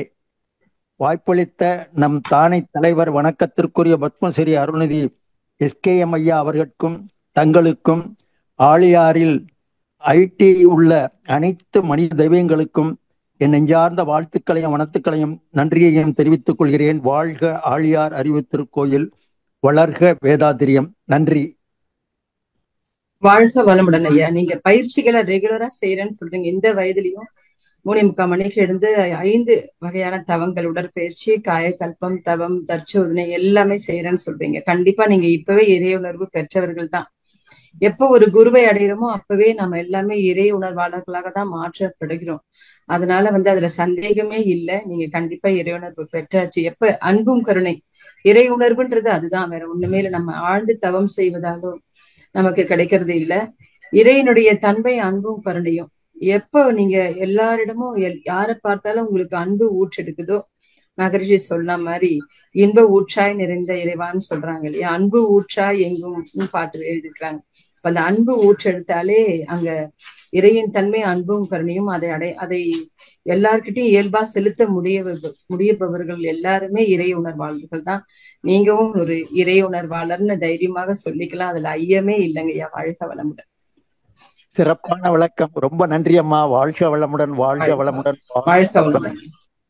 வாழ்க வளமுடன். நன்றிகள் ஐயா. வாழ்க வளமுடன். அடுத்ததாக ராஜேஸ்வரி அம்மா, நீங்க பேசலாம் அம்மா கிட்ட. அம்மா என் ராஜேஸ்வரி அம்மா பேசுங்க. வாழ்க வளமுடன். வாழ்க. வாய்ப்பு கொடுத்ததுக்கு அம்மாக்கும் ரொம்ப நன்றி அம்மா. அம்மாக்கும் சௌமித்ரன் ஐயாக்கும் என்னோட நல்வாழ்த்துக்களம்மா, அன்போட நல்வாழ்த்துக்கள் ரெண்டு பேருக்குமே. நீங்க இப்படியே தொண்டு செய்துட்டே இருக்கணும் உலகம் ஃபுல்லு. ஒண்ணு இந்த டாபிக்ல நீங்க இந்த மழை கொட்டுறது, நதியில தண்ணி போவது, ஓஷனும் அப்படி 3 சொல்லிட்டீங்க இல்லையா? அது கொஞ்சம் விவரணை கொடுங்க. கொஞ்சம் டவுட் வருது. அப்படிங்களா? இப்போ நீருன்னு சொல்றோம் இல்லையா, தண்ணின்னு நம்ம பொதுவா நீர்னு சொல்றோம். அந்த நீரை நதியில ஓடிட்டு இருக்கும்போது நம்ம என்ன சொல்றோம், நதியில நீர் தானே இருக்குது, நதியில ஓடிட்டு இருக்குது இல்லையா, ஒரு பாதையை நோக்கி ஓடுது. ஓடும்போது நம்ம என்ன சொல்றோம், நதியில ஓடும்போது அந்த நீரை தண்ணி ஓடுதுன்னு சொல்றோம் இல்லையா. வித்தியாசப்படுறோம், நம்ம டிஃபரன்ஷியேட் பண்றோம். நதியில ஓடுதுன்னு சொல்றோம், கடல்ல அலையா வந்துட்டு இருக்குது, தண்ணி ஒரே இடத்துல நிக்கிறது இல்ல, ஒரு இடத்துல நிக்காம ஓடி ஓடி வந்துட்டே இருக்குது, நம்ம நோக்கி ஓடுது, திரும்ப கடலுக்கே போகுது. அப்ப அலையா வருதுன்னு சொல்றோம். அருவியிலனா என்ன சொல்லுவோம், ஒரு ஃபால்ஸ்லனா என்ன சொல்லுவோம், நீர் கொட்டுதுன்னு சொல்றோம், அருவியில கொட்டுதுன்னு சொல்லுவோம். ஆனா அந்த ஒழுகுதல் சொல்றது என்னன்னா, ஏதாவது இடத்துல ஒரு சின்ன ஹோல் இருந்தா கூட அது வழியா தண்ணி என்ன ஆகும், சொட்டிக்கிட்டே இருக்கும், அது ஒழுகிட்டே இருக்கும், அதை அடைக்கிற வரைக்கும். அந்த மாதிரி நம்முடைய முன்னோர்களுடைய வாழ்க்கை முறையை நம்ம பின்பற்றி வாழ்வதை ஒழுகுதல்னு சொல்றாங்க. ஒழுகுதலா சிந்துதல், டிராப் டிராப்பா அப்படி டிராப் ஆயிட்டே இருக்கு, ஒழுகுதல்னு அர்த்தம். நம்முடைய முன்னோர்களின் வாழ்க்கை நெறியை கடைபிடித்து நாம ஒழுகி வாழ்ந்து கொண்டிருக்கணும். அந்த ஒழுகுதல்ன்றதுக்கு தமிழ் அகராதியில அந்த ஒழுகுதலுக்கு விளக்கம் கொடுக்குறாங்க. அப்ப குருவை அடைந்தவர்கள் குருவினுடைய வாழ்க்கை நெறி. ரொம்ப ரொம்ப சந்தோஷமா உங்களை பார்த்ததுல, நேரில் பார்த்தது மாதிரி இருந்தது. அருமையா வீடியோல வந்தீங்க, ரொம்ப நாளைக்கு அப்புறம் உங்களோட நேரில் பேசுற மாதிரி இருந்ததுமா, ரொம்ப சந்தோஷமா. அருமையா வனஜா அம்மாவே மறுபடியும் ஒரு தடவை தொகுத்து உங்க கருத்துக்களை அத்தனையும் அருமையா எடுத்து சொல்லிட்டாங்க. ரொம்ப நல்லா இருந்தது. அப்படி திருப்பி திருப்பி கேட்குற மாதிரி மகிழ்ச்சி கருத்துக்கள் மட்டும் இல்லை, இன்னும் எத்தனை மகான்கள் சொன்னதெல்லாம் அந்த துறவை பத்தி அப்படி எல்லாம் புதுசா இருந்ததுமா, ரொம்ப அருமையா இருந்ததுமா. நிறைய தெரிஞ்சுக்கிட்டோம். எல்லாமே கதைகளாக தான் சொல்லியிருக்கிறாங்கன்னு சொன்னீங்க. அதெல்லாம் ரொம்ப மகிழ்ச்சிக்கிட்ட வந்த பிற்படுதாம இதெல்லாம் நம்ம நல்லா தெரிஞ்சுக்கிட்டோம். அத்தனையும் நம்மளும் அப்படிதான் நினைச்சிட்டு இருந்தோம். அத்தனையும் கருத்தை வச்சு கதைகளா சொல்லியிருக்கிறாங்க. நம்ம கதை மட்டும்தான் பிடிச்சிட்டு இருக்கிறது ரொம்ப சிறப்பா சொன்னீங்கம்மா. அது ரொம்ப நல்லா இருந்ததுமா. மகாபாரதம், ராமாயணம் எல்லாமே, பகவத்கீதை எதை எடுத்துக்கிட்டாலும் எல்லாம் கருத்துக்கள் தான் அந்த காலத்திலேயே தான் சொல்லியிருக்காங்க. மறைமுகமா நமக்கு புரியாமே இருந்தது. மகிழ்ச்சி நமக்கு விளக்கமா சொன்னாங்க. உங்க மாதிரி மகிழ்ச்சி நிறைய மகிழ்ச்சிகளே உருவாக்கிட்டு போயிருக்கிறாங்க. இன்னும் கொஞ்சம் நல்லா இதெல்லாம் மக்களுக்கு எடுத்து சொல்லுங்கன்னு. அந்த வகையில ரொம்ப சிறப்புமா. ஐயாவோட சேர்ந்து நீங்க தொண்டு பண்றது எங்களுக்கெல்லாம் ரொம்ப பெருமையா இருக்குதுமா. எங்க உலகம் கூட சொல்லுவார், இந்த கருத்தை பத்தி சொல்லும் போது எல்லாருமே கதையை தான் பிடிச்சிட்டு இருக்கிறோம், அறா சக்கன்னு சக்கையை பிடிச்சிட்டு இருக்கிறோம் கருத்தை விட்டுட்டு அப்படிம்பாரு. அந்த மாதிரி ரொம்ப சிறப்பா இருந்ததுமா. வாழ்த்துக்கள்மா. நல்லா இருக்குமா. திரும்ப திரும்ப கேட்கணுமா. வாழ்க வளர்க்கணுமா. தம்பதிகளுக்கு வாழ்த்துக்கள்மா. வாழ்க. அடுத்ததாக ராஜாராம் ஐயா பல்லாவரம் பழவந்தாங்களே.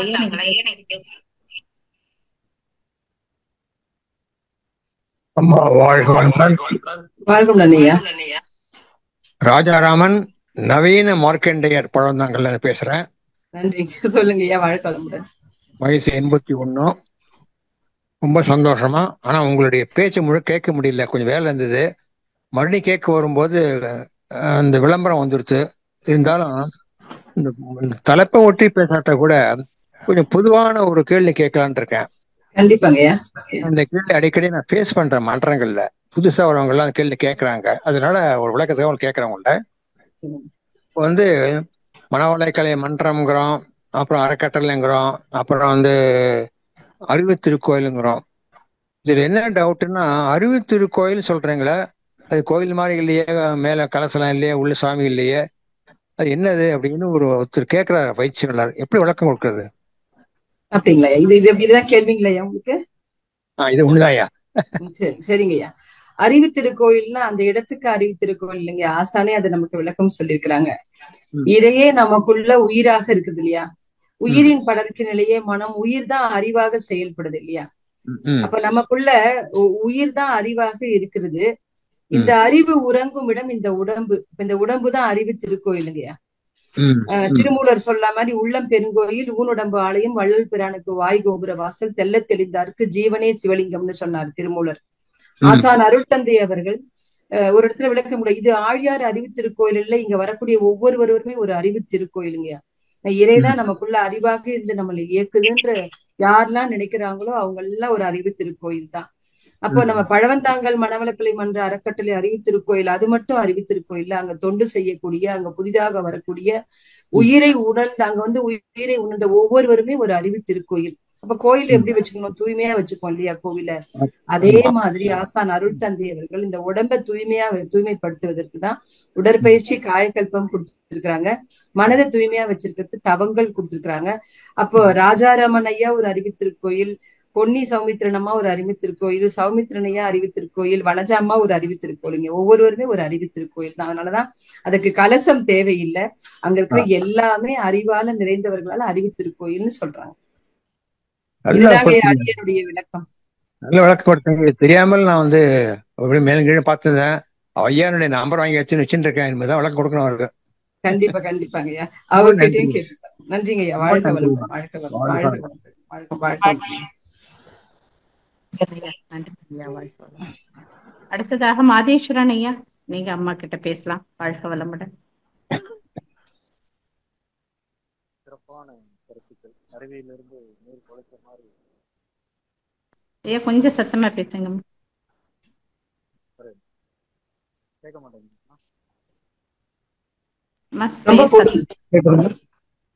கேக்குதுங்க ஐயா. இப்போ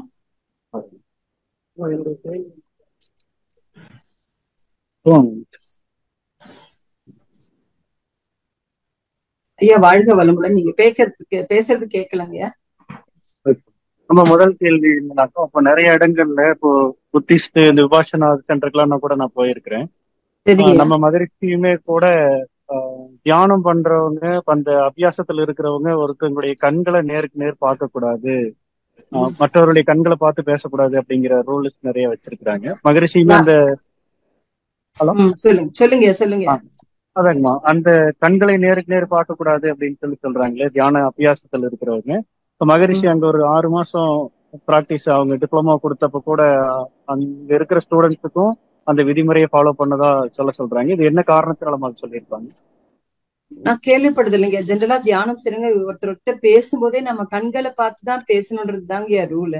நான் கண்கள்ல தான் அந்த உண்மை தெரியும். கண்கள் மூலமா பேசும்போதுதான் நம்ம எதையுமே தெளிவாக பெனட்ரேட் பண்ண முடியும். ஒருத்தருக்கு எந்த இடத்துலயுமே கண்களை பார்த்து பேசக்கூடாதுன்றதே சொல்லப்படலைங்கய்யா எனக்கு தெரிஞ்சு. நீங்க அது சொல்றீங்க. ஒருவேளை நீங்க சொன்ன அந்த புத்திசம் இதுல அந்த மாதிரி எல்லாம் வேணா இருக்கலாம். அவங்க துறவு முறை ரொம்ப கடுமையான அபியாசங்கள் நம்ம பேசணும் இல்லைங்களா. நம்முடைய தத்துவ மரபுகள்ல நிறைய இதை விட இன்னும் கடுமையான மடங்கள் எல்லாம் கூட நிறைய கடுமையான துறவு முறை வாழ்க்கையை மேற்கொள்றாங்க ஐயா.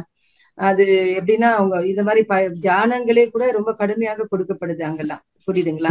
ஆனா கண்களை பார்த்து பேசக்கூடாதுன்னு எந்த இடத்துலயும் கிடையாதுங்க. உண்மையாக தியானம் செய்பவருங்க கண்ணை பார்த்து தாங்க பேசணும். ஏன்னா கண்கள் மூலியமா நம்ம கண்களை பார்த்து பேசும்போது நம்முடைய கருத்தை மற்றவர்களுக்கு ஊடுருவ செய்ய முடியும். உடம்ப பார்த்து பேசி ஒண்ணும் பிரயோஜனம் இல்லையே. கண்கள் மூலியமா அத்தனை ஆற்றல் இருக்குது. ஜீவகாந்தம் அது வழியா தான் போயிட்டு இருக்குது.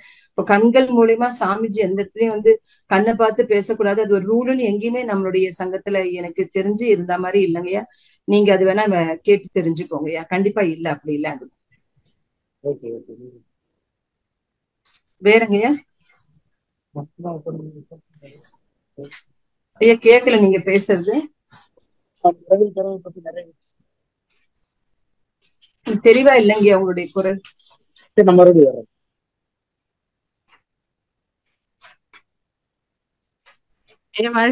கொஞ்சம் சத்தமா கேளுங்களேன். நிறைவு பண்ணிட்டீங்களா? லைன்ல இல்லைங்கம்மா. அவங்க இருக்காங்களா? இல்ல இருக்காங்க.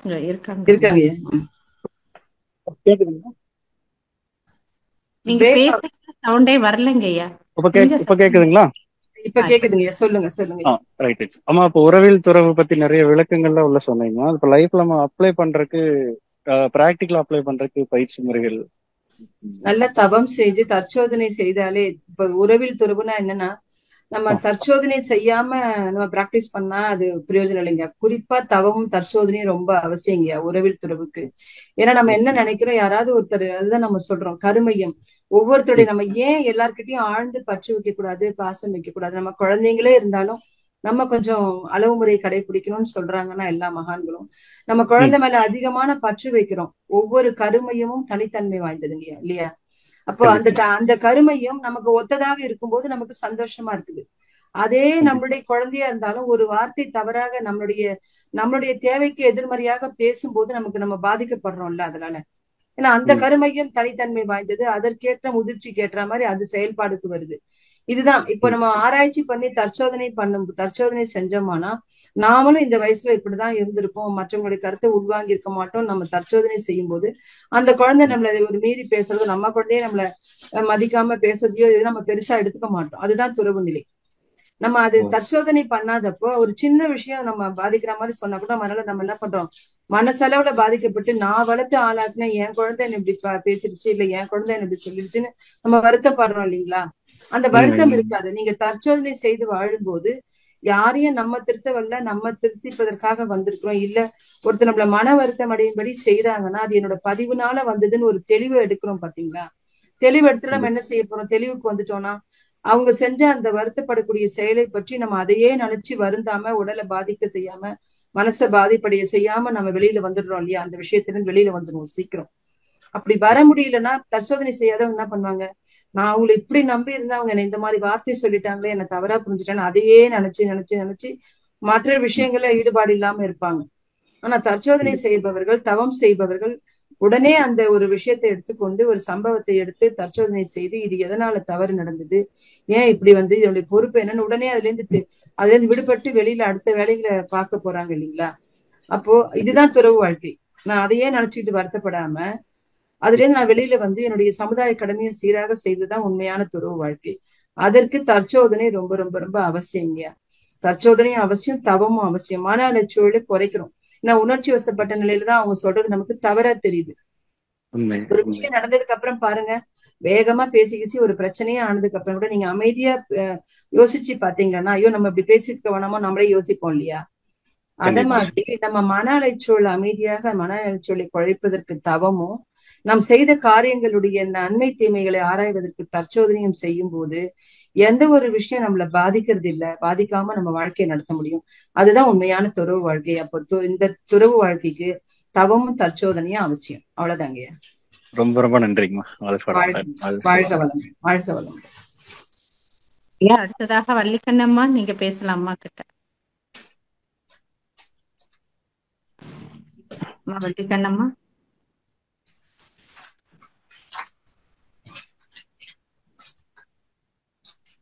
வாழ்க வளமுடன். அடுத்த TKP செல்வம் ஐயா, நீங்க அம்மா கிட்ட பேசலாம். வாழ்க வளமுடன். வாழ்க வளமுடன் ஐயா. உங்களுடைய யூடியூப்ல நிறைய பாக்குமா, நிறைய பாக்குற நிகழ்ச்சி. அதை பார்த்து உணர்ந்து நல்ல பயிற்சி செய்யறதுனால என்னுடைய ஆர்ட்டுக்கு 2 ஸ்டென்ட் வச்சேன். அந்த ஸ்டென்ட் வச்சது கூட எனக்கு தெரியாம இப்ப உடல் ரொம்ப ஆரோக்கியமா இருக்குமா. அதே நேரத்துல அரக்கோணம் ஜோதினார் மனவளை கலை மண்டலத்துல பேசுறேன். நான் துணை பேரரசா இருக்கேன். துறவு நிலைமை குழப்பத்துல இருந்தோமா. உங்களுடைய நம்ம மகிழ்ச்சி சொல்லி துறவு ஈஸி தான், நம்ம வீட்டுல இருந்தா பார்க்கலாம், எல்லாமே செஞ்சோம் சொல்லியும் அப்போ எனக்கு குழப்பமா இருக்கு. ஆனா உங்களோட பேச்சு கேட்டதுனால ரொம்ப அருமையா இருந்ததுமா, மன தெளிவாச்சு. உங்களுடைய பயிற்சி உணர்ந்து நீங்க எப்படி சொல்றீங்களோ அந்த மாதிரி உணர்ந்து உணர்ந்து உணர்ந்து செய்யும் போது உடல் உண்மையிலேயே ஆரோக்கியமா இருக்கு. வியாதியே குறைஞ்ச மாதிரி இருக்கு. மாத்திரைங்கெல்லாம் கூட சாப்பிடறது கொஞ்சமா குறைக்கிறோமா. ரொம்ப நல்லா இருக்கு. உங்களுடைய ஸ்பீச் கேட்கறதுக்கு தெய்வாதீனமா மகரிஷி கொடுத்துருக்காரு. அந்த ஸ்பீச் கேட்டதுக்கு ரொம்ப சந்தோஷம். ரொம்ப நன்றிம்மா. வாழ்க வளமுடன். வாழ்க வளமுடைய ஒரு சின்ன திருத்தம், எங்களுடைய பயிற்சி இல்ல, ஆசான் அருள் தந்தையின் பயிற்சியை நாங்க சொல்லி கொடுக்கிறோம். அவருடைய பயிற்சி சிறிய தொண்டனாக இருந்து எங்களால முடிந்த ஒரு சேவை. இல்லைங்கம்மா, நீங்க ரொம்ப அருண் தொண்டுமா. நீங்களும் ஐயாவும் அளவு மீறி தொண்டுமா. இந்த அளவுக்கு தொண்டு செய்யறவங்க ரொம்ப கம்மிமா. நீங்க முழு உணர்ச்சியோட உணர்வோட அந்த தொண்டு செய்யும் போது அவ்வளவு அருமையா இருக்கு. ரொம்ப நல்லா செய்யறீங்க, நல்லா சொல்லி கொடுக்குறீங்க. அதை உணர்ந்து செய்யறதுக்கு ஒவ்வொருத்தரும் திருந்தக்கூடிய சக்தி உங்களால தான் கிடைக்குது. மகிழ்ச்சி கொடுக்குறாரு, அதனால நமக்கு கிடைக்குதுன்றது உண்மைதான். அதை நான் உணர்றேம்மா. நன்றி. கண்டிப்பாங்கய்யா, கண்டிப்பா உங்களோட நல்ல ஆன்மாக்களுடைய வாழ்த்து நிறைய தொண்டு செய்யணுங்க. வாழ்க வளமுடன். நன்றிங்க, நன்றிங்க ஐயா. நான் சித்தா டாக்டராவும் இருக்கிறேம்மா. அப்படிங்களா ஐயா, ரொம்ப சந்தோஷம். சித்தா டாக்டர், நான் ஐயாவுடைய சித்தா டாக்டர் அப்படியே புடிச்சிட்டு அதன் மூலமா மக்களுக்கு நான் தொண்டு செஞ்சுங்கிறேம்மா. கண்டிப்பா ரொம்ப நன்றிங்க ஐயா. செய்யுங்க ஐயா. வாழ்க வளமுடன். வாழ்க. நன்றி நன்றிங்க ஐயா. அடுத்ததாக குணவதி அம்மா, நீங்க அம்மா கிட்ட பேசலாம். வாழ்க வளமுடன். வாழ்க வளமுடன்மா. இந்த ஒரு நிமிஷம் மேடம். சார் இந்தாங்க இந்தாங்க. வந்து நானும் என்னோட கணவரும் நாங்க வந்து தஞ்சையில வந்து உங்கள்கிட்ட வந்து நேரடியா பயிற்சி எடுத்துக்கிட்டப்ப வந்தோம். நீங்களும் உங்க கணவரும் பயிற்சி அட்டன் பண்ணீங்க. வந்து நாங்க அப்போ எங்க சாருக்கு கூட கால் முடியாம இருந்ததுக்கெல்லாம் உங்க சாரு ட்ரீட்மெண்ட் எல்லாம் சில இதெல்லாம் சொன்னாங்க. இன்னைக்கு பாருங்க மேடம், காலையிலேயே தவம் முடிச்சிட்டு உங்க இதை கேட்கணும்னு நினைச்சிட்டு இருந்தேன். ஆனா தவிர்க்க முடியாத காரணத்தினால கலந்துக்க முடியல. பரவாயில்ல, எனிவே உங்களுக்கு வந்து சூப்பரான ஒரு அமைப்பு கிடைச்சிருக்கு. கணவன் மனைவி 2 பேரும் இறை தொண்டாற்ற, மக்கள் தொண்டாற்ற இறைவன் மேலும் மேலும் உங்களுக்கு ஆயுச வழங்கணும்னு நான் இறைவன்கிட்ட வேண்டிக்கிறேன். உங்க நம்பர் என்கிட்ட இருக்கு, அப்புறமா கேட்டுக்கிறேன் மேடம். நன்றி. வாழ்க வளமுடன். ஏஇஓ ஞாபகம் இருக்கா மேடம்? குணவதி ஏஇஓ வல்லது. ரொம்ப சந்தோஷம் மேடம். நான் சார்ட்டு கூட கேள்வி எல்லாம் கேட்டேன். நான் உங்கள்கிட்ட அப்புறம் கேட்டுக்கிறேன். நன்றி, மிக்க நன்றி. வாழ்க வளமுடன். வாழ்க வளமுடன். Thank you madam. தேங்க்யூ. நன்றி அம்மா. அடுத்ததாக வாழ்க வளமுடன். ராதாம்மா, நீங்க அம்மா கிட்ட பேசலாம். வாழ்க வளமுடன். வாய்ப்பு கொடுத்ததுக்கு நன்றிம்மா. அம்மா வாழ்க வளமுடன். அருமையா இருந்துச்சுமா. அம்மா எனக்கு ஒரு சந்தேகம். நீங்க வந்து அந்த பற்று பத்தி சொல்லும் போது அதுவே நம்மள விடும் அப்படிங்கிற மாதிரி ஒரு வார்த்தை சொன்ன மாதிரி இருக்குங்கம்மா. அது எப்படிங்கம்மா? அது என்ன? எனக்கு அதாவது ஒண்ணு மேல விருப்பம் வச்சு நம்மளா விடுறத விட அந்த வேண்டாங்கிறது அதுவே நம்மள விடும் அப்படிங்கிற மாதிரி. அது எப்படிங்கம்மா? அதற்கு விளக்கம் கேக்குறீங்களா? ஒரு உணவுன்னு எடுத்துக்கோங்களேன். சாதாரணமா ஒரு உணவு உங்க பிடிச்சதை நீங்க விட்டீங்கன்னா அதை பார்க்கும் போதெல்லாம் ஐயோ நம்ம விட்டுட்டோமே நம்மள அறியாம மனசுல சில விஷயங்கள் தோணும், தெரியுங்களா? ஆமாங்கம்மா. ஒரு பொருள், ஒரு ஐஸ்கிரீம், நிறைய பேர் சொல்லுவாங்க காசிக்கு போயிட்டு வந்து நான் இதை விட்டுட்டேன்னு சொல்லுவாங்க. ஆனா பார்க்கும்போது ஏக்கமா சொல்லுவாங்க, ஐயோ இதை நான் காசிக்கு போகும்போது விட்டுட்டேன், இந்த ஐட்டம் எனக்கு ரொம்ப பிடிக்கும் அப்படின்னு சொல்லுவாங்க. அங்கேயே கூட காசிலேயே கூட திரும்ப அதை எடுப்பதற்கு ஒரு பரிகாரம் இருக்குது. அதை விட்டதை திரும்ப சாப்பிடணும்னா அப்படி சொல்லி அனுப்புறாங்க இல்லைங்களா? அப்ப பாருங்க, இந்த சந்தர்ப்பம் வரும்போது என்ன நடக்குது, கடைசியில ஒரு பொருளை நீங்க விட்டுட்டு வந்திருப்பீங்க. உங்க உடல்நல தேவைக்காக ஒரு மருத்துவர் அதை சாப்பிடணும்னு சொல்லும் போது திரும்ப நீங்க சாப்பிட வேண்டிய சூழ்நிலை கொண்டு போய் விட்டுடும் நம்மள. இதுதான் நம்ம விடுறது இல்லைங்களா? அதுவா நம்மள விடுறது. நாம எதையும் விட வேணாம், அதுவா நம்மளை விட்டு சில நேரங்கள தேவையில்லைன்னு விலகும். அதற்கு வந்து அதுவா விடுன்னா அதுவா நம்மளை விட்டு போகாது. நமக்கு ஒரு வைராக்கியம் இருக்கணும். வைராக்கியம் இருந்தா தான் அதுவா நம்மளை விட முடியும். இனி பிடிச்சதை நான் எடுக்க மாட்டேன்னு ஒரு வைராக்கியத்தோட இருக்கும்போது அது நம்ம கிட்ட திரும்பி வந்து ஒரு காலகட்டத்தில் நம்ம விட்டு விலகும். அதுதான் அது நம்மளை விடுறதுன்றது அர்த்தம். அவங்களா இது இவங்க சொன்னாங்க அவங்க சொன்னாங்க, நான் பயிற்சிக்காக விட்டுட்டேன். ஏன்னா நிறைய பேர் கேட்பாங்க, நான் அசைவத்தை விட்டுட்டேன் பயிற்சிக்காக. சாமிஜி பாருங்க, எந்த இடத்துலயுமே எதையும் நீங்க விட வேணாம், அது உங்களை விடணும். சாமிஜி சொல்லிருக்கிறாங்க. இதே மகா பெரியவர் சொன்னது சாமிஜி சொல்லிருக்கிறாங்க. கேள்வி பதில்கள் புக் எடுத்து பாத்தீங்கன்னா ஒரு அன்பர் கேட்கிறாரு, நான் வந்து மாംസം சாப்பிடறதை விட்டுடலாமா, எதையும் நீங்க விட வேணாம், உங்களை அது விடணும்னு சொல்லியிருக்கிறாரு சாமிஜியும். நீங்க தொடர்ச்சியா பயிற்சிகளை செஞ்சுட்டே வந்தீங்கன்னா, குருவோட பயிற்சிகளை நீங்க செஞ்சீங்கன்னா எதற்கும் நீங்க அனாவசியமான பிரயத்தனப்பட வேண்டியதில்லை. நீங்க தொடர்ச்சியா செய்யணும். அதை நம்பிக்கையோட செய்யும் போது உங்களுக்கே சில விஷயங்கள் விளங்கும் போது தானே அதை நீங்க என்ன பண்ணுவீங்க, அதை விட்டு விலகிடுவீங்க. அது உங்களை விட்டு விலகும். அது வெளிப்படையா அது அனுபவத்துல உணர முடியும். நம்ம அதுதான் அனுபவத்துல கொஞ்சம் தெரிஞ்சதுனால அதோட விளக்கம் வந்து நான் தெரிஞ்சுக்கிறதுக்காக கேட்டேன். ரொம்ப சந்தோஷம். இன்னொரு கேள்விங்கம்மா, நிறைய பேர் இந்த சங்கராச்சாரியார் சொன்னாங்க அப்படிங்கறதுனால பட்டுப்படவை கட்டுறது இல்லைன்னு சொல்லிட்டு இருந்ததுங்கம்மா. அது எப்படிங்கம்மா? அது வந்து என்ன பற்று இல்லாததல்ல இல்ல குரு சொன்ன பற்று இல்லாததுன்னு சொல்ல முடியாதுங்கம்மா. பட்டுக்கு தோஷம் இல்லைன்னு ஒரு இருக்குது சாஸ்திரம். பட்டு நூல் அந்த புடவை இருக்கு பாத்தீங்களா, பட்டு நூல்ல செய்யற புடவையோ அதற்கு தோஷம் இல்லை. நீங்க அது எங்க வேணாலும் அது கோவில்களுக்கு கட்டிட்டு போகும்போது நிறைய தடவை கட்டினாலும் அதுக்கு அந்த பட்டுக்கு தோஷம் இல்லைன்னு அறிவியல் பூர்வமாக சில விஷயம். ஆமா, பட்டு நூலோட தன்மை இருக்கு. அதனால பாருங்க, நிறைய பேர் ஒரு கோவிலுக்கு போறது, ஒரு கல்யாணம் பண்டிகைனா அந்த பட்டு கட்டும்போது அங்க வைப்ரேஷன் நல்லா இருக்கும். அங்க இருக்கிற அந்த பட்டு கட்டும்போது அந்த இடத்துல இருக்கிற நெகட்டிவ்ஸ் இருக்காது அந்த இடத்துல, பட்டு இருக்கிற இடத்துல. அதனாலதான் அந்த காலத்துல ஒரு சாஸ்திர சம்பிரதாயங்கள் செய்யும்போது பட்டு பயன்படுத்தினாங்க எல்லாத்துக்குமே. இன்னைக்கு யாரும் ஒரிஜினல் பட்டுலாம் அந்த அளவு கட்டத்துல நிறைய ஆர்டிபிஷியல்ஸ் வந்துச்சு. ஆனா ஒரிஜினல் பட்டுக்கு வைப்ரேஷன் இருக்குது. ஒவ்வொரு நூலுக்கு பருத்தி ஆடைனா அதுக்கு ஒரு வைப்ரேஷன் இருக்குங்கம்மா.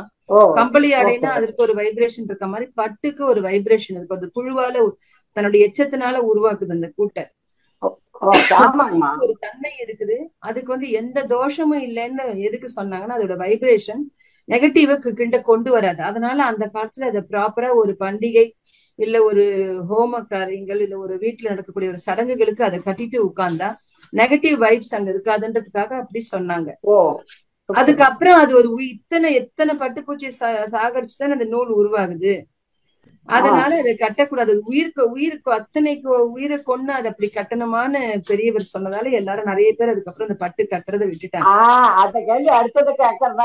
அதுதான் ஏன்னா அது உண்மைதான். அந்த காலத்துல பட்டு நூல் கட்டினது இந்த வைப்ரேஷனுக்காக சொன்னாங்க.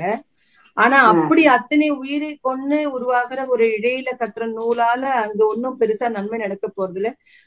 மனிதர்களுடைய மனம்தான் எல்லாத்துக்கும் காரணம். மனசு நேர்மறையா அங்க இருக்கவங்களுக்கு இருந்தாலே எல்லாம் சரியாயிடும்னு பெரியவர் உணர்ந்ததால காஞ்சி பெரியவர் பட்டு வேண்டான்னு சொன்னாரு. அதனால உயிர் கொலையை குறைப்பதற்காக அந்த பட்டுப்புழுவுடைய அழிப்பது குறையணுன்றதுக்காக மகா பெரியவர் சொன்னாரு. அதுக்கப்புறம் நிறைய பேர் பட்டு கட்டுறது விட்டுட்டாங்க. அதுக்கப்புறம் தான் நிறைய ஆர்டிபிஷியல் வர ஆரம்பிச்சது. அதை கொல்லக்கூடாது. இத நான் பார்த்தேங்கம்மா நேர்ல.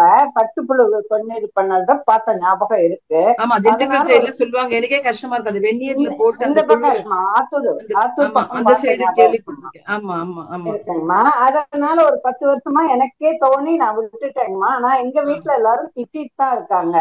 இப்ப நீங்களே விட்டீங்க பாத்தீங்களா? இதுதான் துறவு. வேண்டாம்.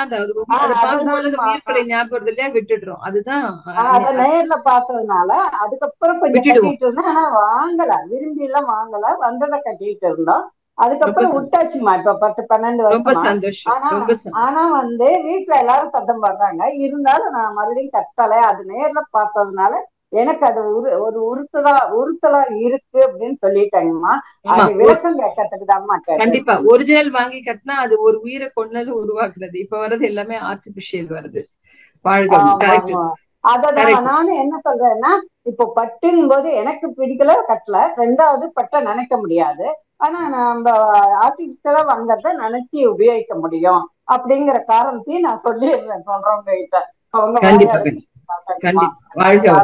விளக்கம் கேட்கறதுக்காக கேட்டேங்கம்மா. நன்றிங்கம்மா. வாழ்க வளமுடன். நன்றிம்மா. நன்றி. வாழ்க வளமுடன். வாழ்க வளமுடன். அடுத்ததாக பரணி அம்மா நீங்க பேசலாம் அம்மா கிட்ட. வாழ்க வளமுடன். வாழ்க வளமுடன்மா. வாழ்க வளமுடன் ஐயா. ஆமா, அவங்களோட ரொம்ப ரொம்ப சிறப்பா இருந்ததுமா. அம்மா ஒரு என்னன்னா, ஒரு தீ எண்ணம் இருந்துட்டு அது திரும்ப திரும்ப அதையே நினைச்சு மைண்ட் வந்து சுத்திட்டே இருக்கமா, என்னமா ரீசனா இருக்கும்? அது நல்லா தவறு செய்யுங்கய்யா. நாடி எதிர்மறையான எண்ணங்கள் உங்களுக்கு அடிக்கடி வருதுன்னு சொல்றீங்க இல்லையா? அது வந்து எதிர்மறையான எண்ணம், தீய எண்ணம்ன்றது. அது எதுவாக இருந்தாலும் எதிர்மறை எண்ணம் தான். அப்போ நல்லா நாடி சுத்தி பிராணாயாமம் செய்யுங்க. மூச்சு பயிற்சி நல்லா செய்யுங்க. நல்ல தவம் செய்யுங்க. ரொம்ப 1 மணி நேரம்லாம் தேவையில்ல. 1/2 மணி நேரம் சாமிஜி சொன்ன தவங்களை எல்லா தவங்களும் கொஞ்சம் நல்லா செய்யுங்க. துரியம் நல்லா செய்து வாழ்த்துங்க. அந்த மாதிரி எதிர்மறையான எண்ணங்கள் வரும்போது வாழ்க வளமுடன் நிறைய மனசை திருப்புங்க. மேல் பதிவு போடுங்க. நேர்மறையான எண்ணங்களை அதற்கு ஆப்போசிட்டா எது சொன்னா நல்லதா நடக்குமோ அந்த எண்ணங்களை நீங்க போட்டு வாழ்த்துங்க. கண்டிப்பா எதிர்மறையான எண்ணங்கள் குறையுங்கய்யா. வாழ்க வளமுடன். ஆனா அந்த இந்த இருக்கிறதுனால பண்றதுக்கு ரொம்ப நிச்சயம் பண்றது ரொம்ப கஷ்டமா இருக்கு. எதிர்மறையான எண்ணங்களுக்கு எக்ஸசைஸ் பண்ண கஷ்டமா இருக்குங்களா? நீங்க தூங்கி எழுந்த உடனே நாடி சுத்தி பிராணாயாமம் பண்ணுங்க. தூங்கி எழுந்து பெட்ல உட்காந்து கண்ணை திறக்கிறதுக்கு முன்னாடி நாடி சுத்தி பிராணாயாமம், நல்ல மூச்சு பயிற்சி, தண்டோட சுத்தி நாடி சுத்தி பிராணாயாமம் நல்லா பண்ணுங்க. உங்களுக்கு அந்த இடர்பாடு இருக்காதுங்கய்யா, சரியா போயிடும். வாழ்க வளமுடன். நன்றிகளம்மா. அடுத்ததாக லக்ஷ்மணன் காந்திமதி அம்மா. வாழ்க வளமுடன் அம்மா. ரொம்ப சிறப்பான விளக்கங்களம்மா. அந்த அறிவு திருக்கோவிலுக்கு ரொம்ப ரொம்ப சிறப்பான விளக்கம். எல்லாமே அறிவு திருக்கோவில். நிறைய பேர் கேட்கறதே அறிவு திருக்கோவில்னா என்ன அப்படிங்கறதா. அதுக்கு ரொம்ப சிறப்பான விளக்கங்களம்மா. அதுக்கப்புறம் இந்த காசிக்கு போயிட்டு வர்றதை பத்தி சொன்னீங்க. நிறைய பேர் சாப்பாட்டுல கூட சொல்லுவாங்க, நான் இது காசியில விட்டுட்டேன், இனிமே சாப்பிட மாட்டேன், பிடிக்காததை விட்டுடுவேன்னு சொல்லுவாங்க. ஆமா, பிடிக்காது, பிடிச்சதை விட்டுட்டேன், நானா இது இனிமே சாப்பிட மாட்டேன் அப்படின்னு சொல்லுவாங்க. அறிவு திருக்கோயிலுக்கு சாமிஜி இன்னொரு விளக்கமும் கொடுத்துருக்கேன். விவேகானந்தர் சொல்லியிருக்காரு, நிறைய ஆன்மீகத்திற்கான கோவில்கள் இருக்குது.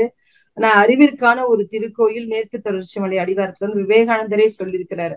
அதுதான் சாமிஜி வந்து நம்முடைய இயக்கத்துக்கு அறிவு திருக்கோயில்னு வச்சாங்க, ஆழியார் அறிவு திருக்கோயில்னு. ஆனா உண்மையில் விளக்கம் அறிவு திருக்கோயில் என்பது ஒவ்வொரு மனிதனுமே ஒரு அறிவு திருக்கோயில் தான். உயிரே அறிவாக நமக்குள்ள இயங்கிட்டு இயங்கிட்டு இருக்குது. அப்ப இந்த உயிர் உரையும் உடல் ஒரு கோவில், அது உள்ள இருக்கிறத அறிவு நம்முடைய தெய்வமாக கருதப்படுறதால அறிவு திருக்கோயில்னு சொல்றோம். சிறப்பு சிறப்பம்மா, நன்றி அம்மா. வாழ்க வாழ்க வளமுடன். வேலையா மட்டும் இருக்காரு, கூப்பிடலாமாம்மா? சொல், டைம் இருந்தா கூப்பிடுங்கம்மா. 33 வேலையா, நீங்க பேசலாம் அம்மா கிட்ட, ஷார்ட்டா கேட்டுக்கங்க. வாழ்க வளமுடன் அம்மா, ரொம்ப சிறப்பாக இருந்ததுமா. நம்ம ஒண்ணு நினைக்கிறோம், நிறைவேறணும், நம்ம ஒண்ணு பண்றோம். மகரிஷி ஐயாவுடைய பயிற்சிகள் எல்லாம் செய்யறோம், தற்சோதனை செஞ்சு பாக்குறோம். அந்த குறிப்பிட்ட காலத்துல நம்மளுடைய அதுல பார்த்த தற்சோதனை செய்யக்குள்ள பொருளாதாரம் ப்ராப்ளமா இருக்கு. சரின்ட்டு அதை விட்டுட்டு அதை 1 year போட்டுன்னு விட்டுட்டு திரும்பியும் பண்ணக்குள்ள நம்மளுக்கு பொருளாதாரம் வரக்குள்ள அதை செய்யறோம். ஆனா நாம நினைக்கிற லெவலுக்கு அது ஈடேறி வராத ஒரு சின்ன ஒரு 100 மார்க் எடுக்கணும்னா 98 மார்க்ல எடுத்துட்டு போய் 2 மார்க்ல ப்ராப்ளம் ஆகி ஃபெயிலியர் ஆகிற மாதிரி இருக்குமா. அதே மாரி அதை முயற்சி நம்ம எவ்வளவு எடுத்து பார்த்து 2 டைம் எடுத்து பார்த்தாலும் அதே மாதிரி திரும்பி ஃபெயிலியர் ஆயிடுதுமா. திரும்பியும் அதே மாதிரி 1 மார்க்ல ப்ராப்ளம் ஆகுது. மணியாவது வாழ்த்தெல்லாம் இருக்கு. அப்பனும் நம்ம இன்னும் நம்ம பிள்ளைங்களையோ நம்ம என்ன செயல் செய்யறோமோ நம்ம வாழ்த்துறோம். அதே மாதிரி தற்சோதனை செய்துக்குள்ள நம்ம ஓகே பண்ணிடலான்னு நம்மளுக்கு தற்சோதனை நல்லா பலம் வந்துடுது. நம்ம இன்னும் என்ன செயல்கள் செஞ்சா அந்த செயல் நல்ல செயலுக்கு வருமா?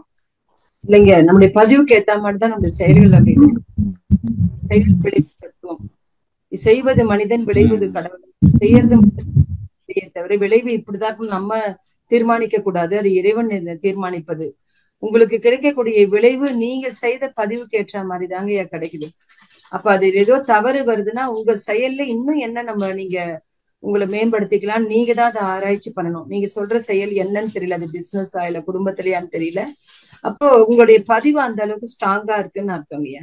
உங்களுக்கு திரும்ப திரும்ப அதுல தோல்வி கிடைக்குதுன்னா உங்களுடைய பதிவு குறைவாக இருக்குதுன்னு அர்த்தம். இன்னொன்னு, அதே மாதிரி குழந்தைகளை வாழ்த்துறோம், அது ரொம்ப நடக்க மாட்டேங்குதுன்னு சொல்றோம். ஏன்னா இதுதான் சொல்றோம். காஞ்சி பெரியவர் ஒரு வாட்டி எல்லாருக்கும் ஆசீர்வாதம் பண்ணிட்டு உட்கார்ந்துட்டே இருந்தாரு. எல்லாரும் ஆசீர்வாதம் பண்ணிட்டு போனாங்க.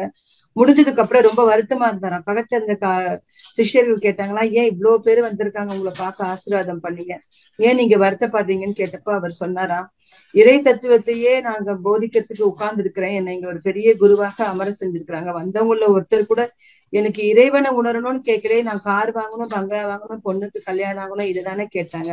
ஒருத்தர் கூட இறை தத்துவத்தை கேட்கலையேன்னு வருத்தப்பட்டாராம். அதுக்கு நீங்க ஏன் வருத்தப்படுறீங்க, அவங்க கொடுத்து வைக்கலன்னு சொன்னாங்களாம் கூட இருந்தவங்க. அப்ப அவர் சொன்னாராம், அவங்கள வருத்தப்படக்கூடாது, என்னுடைய தவம் போறலேன்னு சொன்னாராம். அப்பேற்பட்ட மகானே அந்த ஒரு விஷயத்துக்கு என்னுடைய தவம் போறலன்னு சொல்லும் போது நமக்கு ஒரு செயல் தவறாக வருதுன்னா நம்மளுடைய செயலுடைய வேகம் ஒண்ணு தவறாக இருக்கலாம், நம்மளுடைய நோக்கத்துல ஏதாவது இடர்பாடுகள் இருக்கலாம் இல்லையா. இல்ல நம்மளுடைய பதிவுகள், நம் செய்த பதிவோ நம் முன்னோர் செய்த பதிவோ நமக்கு இருக்கலாம். நமக்கு வருவது இன்னொருத்தருக்கு போகாதுங்கய்யா. இல்ல மற்றவர்களுக்கு வரக்கூடியது நமக்கு வராது. நம் செயலுக்கான விளைவுதான் நம்ம அனுபவித்துக் கொண்டிருக்கிறோம். அப்ப நம்ம என்ன செய்யணும்னா அந்த செயல்களை இன்னும் கொஞ்சம் நீங்க முயற்சி எடுங்க. முயற்சியுடையார் இகழ்ச்சியுடையார், முயற்சியோட நீங்க செய்யுங்க. கண்டிப்பா உங்களுக்கு 3வது முறையாக வெற்றி கிடைக்கும். எந்தெந்த இடத்தெல்லாம் தவறு செய்திருக்கீங்க நீங்க அகத்தாய்வு பண்ணி பாருங்க, அதெல்லாம் கரெக்ட் பண்ணுங்க. குழந்தைகளை வாழ்த்தும் போது நல்லா தவத்துல ஆழ்ந்து வாழ்த்துங்க. எல்லளவும் சந்தேகம் வரக்கூடாதுங்க வாழ்த்தும் போது. நான் தான் சொல்லுவேன், ஏன்னா ஒரு குழந்தைகளுக்கு தாய் தந்தையருடைய வாழ்த்து, தாய் தந்தையருடைய யாரு வேணா நெகட்டிவா அவங்கள பத்தி நினைக்கலாம். ஆனா ஒரு தாய் தந்தையர் ஒரு சின்ன அளவு கூட நெகட்டிவா நினைச்சாங்கன்னா அதுதாங்க வேலை செய்யும். ஏன்னா அவங்களுடைய ரத்தம், அவங்களுடைய ஜெராக்ஸ் அவங்க இல்லைங்களா. அப்ப என் குழந்தைகள் கண்டிப்பா இதுல வருவாங்க, பயிற்சி எடுப்பாங்க, இல்ல ஏதோ ஒரு காரியத்தை செய்வாங்க. நீங்க ஆழ்ந்து அவங்கள நம்பிக்கையோட வாழ்த்துங்க. முதல் வாழ்த்துனாதான் நாம எந்த வயசுல இதுல வந்திருக்கோம், இப்பதான் வந்திருக்கிறோம். அப்ப நம்ம குழந்தைங்க கண்டிப்பா வருவாங்க. அதுல அந்த பயிற்சிக்கோ இல்ல நம்ம செய்யக்கூடிய நல்ல செயல்களையோ அவங்க செய்யணும்னு நீங்க எண்ணத்தை மட்டும் போடுங்க. இறையாற்றல் அதற்கான சந்தர்ப்பத்தை உங்களுக்கு ஏற்படுத்தி கொடுக்கும். இப்ப சொன்னீங்க பாத்தீங்க, எனக்கு இப்படி ஆயிடுதேன்னு அந்த தொய்வே அடையாதீங்க. நான் ஒரு குருவை அடைஞ்சிருக்கேன், அவரோட பயிற்சிகளை செய்யறேன், தற்சோதனை செய்யறேன், கண்டிப்பா இதுல வெற்றி அடைந்தே காண்பேன்னு வைராகியத்தோட நீங்க செயல்களை செய்யுங்க. குரு மீது நம்பிக்கை வைங்க, அவர்கிட்ட நீங்க வாழ்த்துங்க. கண்டிப்பா உங்களுடைய வாழ்க்கை சிறப்பாக அமையும். வாழ்க வளமுடன் ஐயா. நம் கடமை அறவாழ்வின் நாட்டத்தே